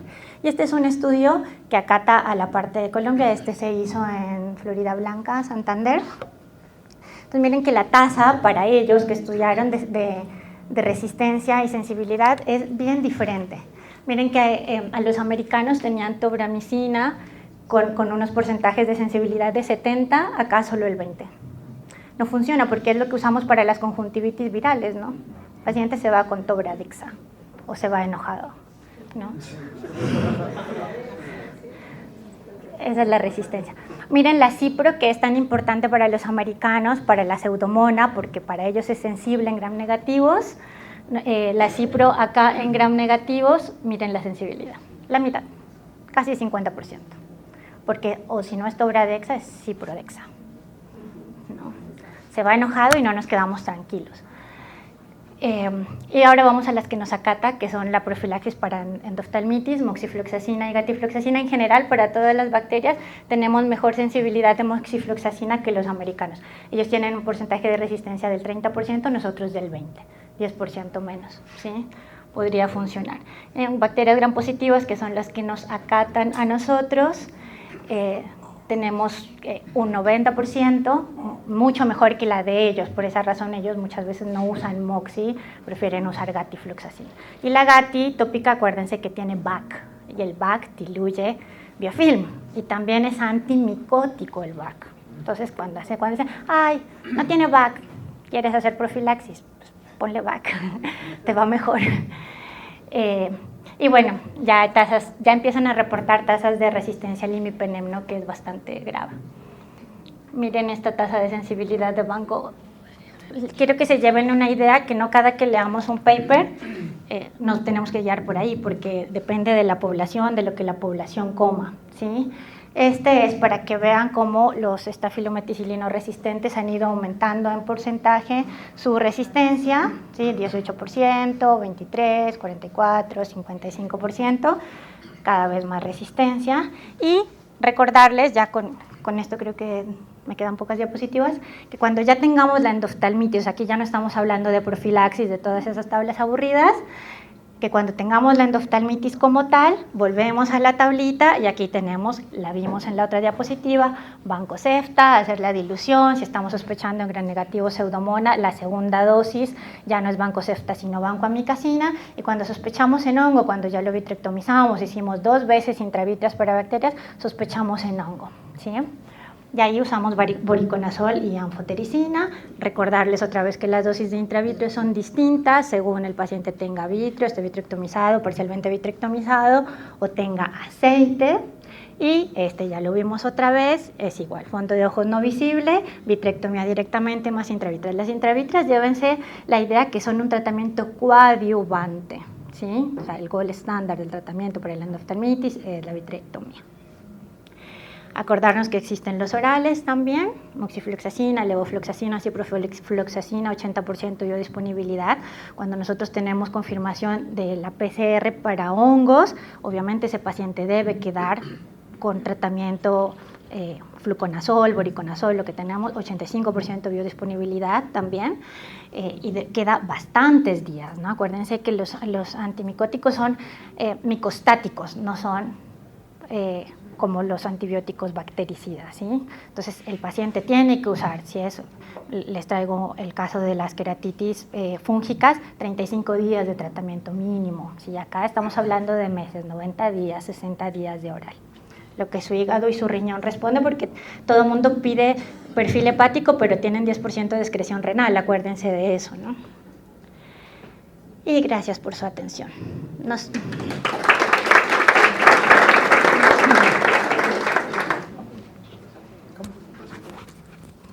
Qué difícil seguir. Levantar el ánimo.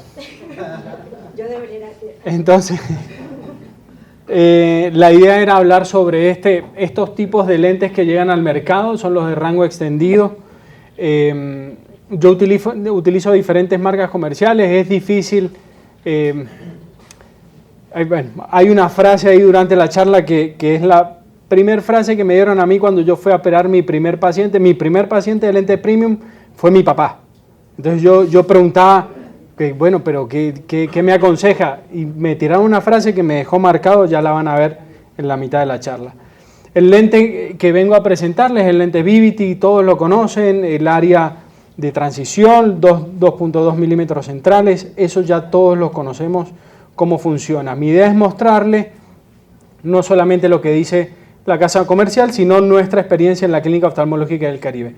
hicimos un trabajo, de un análisis y hicimos un reporte y caracterización de los pacientes que operamos de lente Vivity. Ahí entramos dentro del estudio del doctor Scaff, la doctora Juana Londoño, el doctor Eric Álvarez, la doctora Melina Patiño, también entré yo. Utilizamos 180 casos, 180 ojos. Eso es el análisis estadístico que tuvimos. Al principio no contábamos con los BVT de toricidades bajas, no existía, solo aparecía, creo que no estaba el T2. ¿Sí? Entonces, a veces ve por eso que ese cilindro residual de pronto van a ver un poquitito alto. Fueron 180 ojos. Nosotros tenemos la plataforma HORA para el cálculo del aberrómetro intraoperatorio. Esa es la estadística que tuvimos con esos casos. En promedio nos estaban quedando menos 0,36. El error predictivo refractivo, el más acertado fue el HORA. Comparamos con el Lenstar, Panacea y Universal 2. Y esto es lo que más me sorprendió. Es por eso que creo que todos tenemos que tener un amigo glaucomatólogo. Tratamos de caracterizar a los pacientes. O sea, el doctor Scaff me decía, Bartolomé, hay que encontrar un punto en común de por qué se están implantando esos lentes. Entonces empezamos a buscar historias clínicas. Yo pensaba que el principal punto que iba a encontrar era mala superficie ocular o pacientes post-refractiva. Pero la gran mayoría de los pacientes, 40 pacientes, eran pacientes con riesgo de cierre angular que iban para cirugía de cataratas para evitar cierre angular, evitar un glaucoma agudo. Y realmente me empecé a acercar y empecé a hacerme más amigo de los glaucomatólogos para que me deriven esos casos. Mala superficie ocular también estaba presente, maculopatía, postrefractiva, keratotomías radiales, pacientes con ambliopías, con uveitis, traumas, ojos únicos. Esa es más o menos la caracterización de los pacientes que iban para un lente Vivity. Esta es la frase que me dieron cuando yo empecé a colocar lentes premium. Entonces me decía, yo preguntaba a muchos cirujanos, bueno, pero ¿qué me recomiendan? Eso te lo da la experiencia del cirujano. Le decía al doctor Scaff, doctor, voy a operar, mi papá se quiere operar. Mi papá mide 1,90, hipermétrope de 2 dioptrías. Cada vez que nos sentábamos en una mesa, él largaba 4 pares de gafas en la mesa. Yo le decía, digo, pero operate, ¿por qué? Bueno, opérame, me dice. Yo, bueno, ok, se puso serio. Entonces empecé a preguntar y el doctor Scaff me dice, no, bueno, le digo, doctor, mi papá se va a operar el martes. Y él me dice, no, pero yo no opero el martes. Me dice, ¿qué, lo querés operar vos? Le digo, sí, dale, ¿qué me recomienda? Eso te lo da la experiencia del cirujano. Y realmente creo que esta frase fue la que me hizo ser tan obsesivo juntando la base de datos.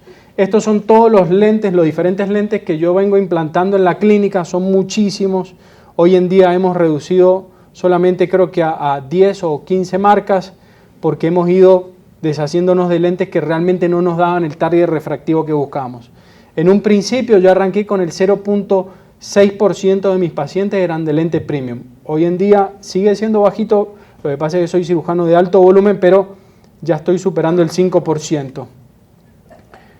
De a poquito voy avanzando. Lentes Vivity, el 24% de los lentes premium que yo implanto son lentes Vivity de rango extendido.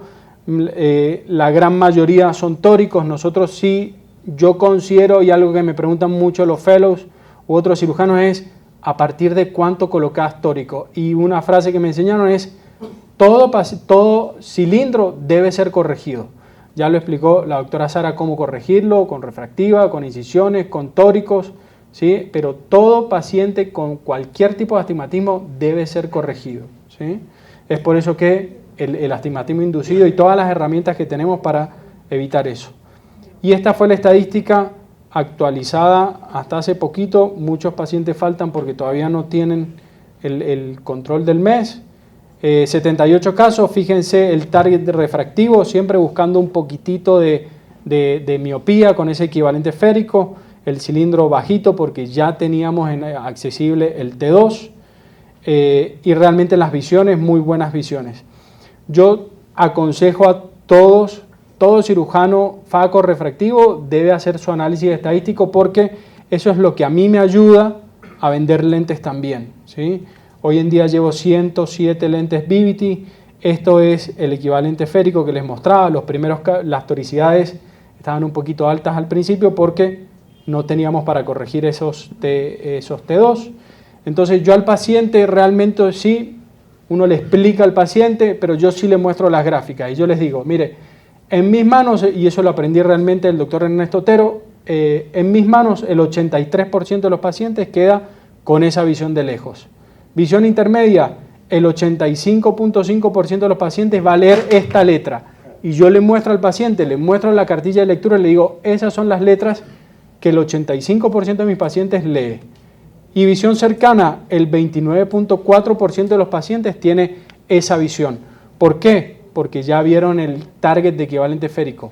Sí, uno puede ir modificando. Yo no hago cirugía bilateral, pero si el paciente llega al primer control postquirúrgico o a la semana que hago el control ya con una visión un poco más estable y el paciente ve de lejos, me dice, no, doctor, yo me siento fabulosa con la visión de lejos, visión intermedia me siento cómoda, pero sí me gustaría de pronto un poquitito de cerca. Listo, a ese ojo, que generalmente es el no dominante, ese lo llevo un poquitito a la miopía.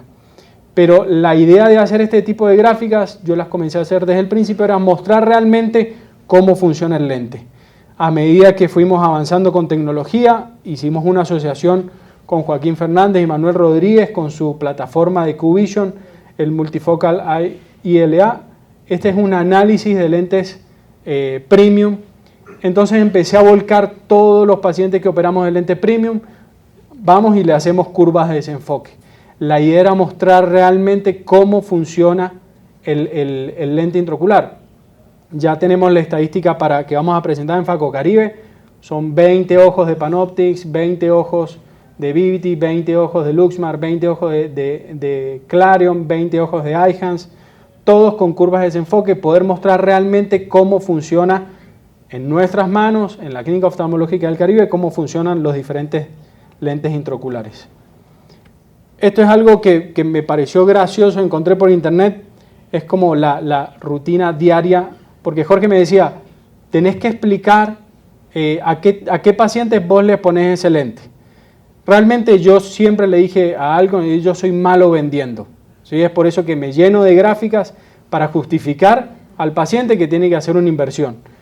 Entonces, esto me pareció gracioso, esto es lo que hace un ser humano durante todos los días, ¿sí?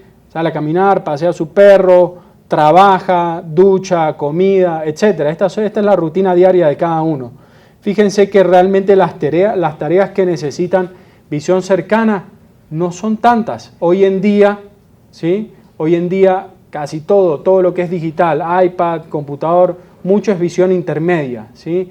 Por ejemplo, yo a mi papá le puse Panoptix porque todavía no existía el Vivity. Hoy en día le quitaría ese Panoptix y le pondría un Vivity. Mi papá mide 1,80, tiene brazos largos, está todo el día viendo televisión o sale a caminar, conduce y usa su iPad. Le pondría un Vivity, tendría en vez de la luz que se dispersa en 3, la luz se dispersa en 2, estaría más cómodo. Él igual está feliz, aclaro, por las dudas. Pero realmente para aclarar, la caracterización de los pacientes no es solamente la patología que puede tener el paciente, sino el fenotipo de paciente o a qué se dedica el paciente, ¿sí?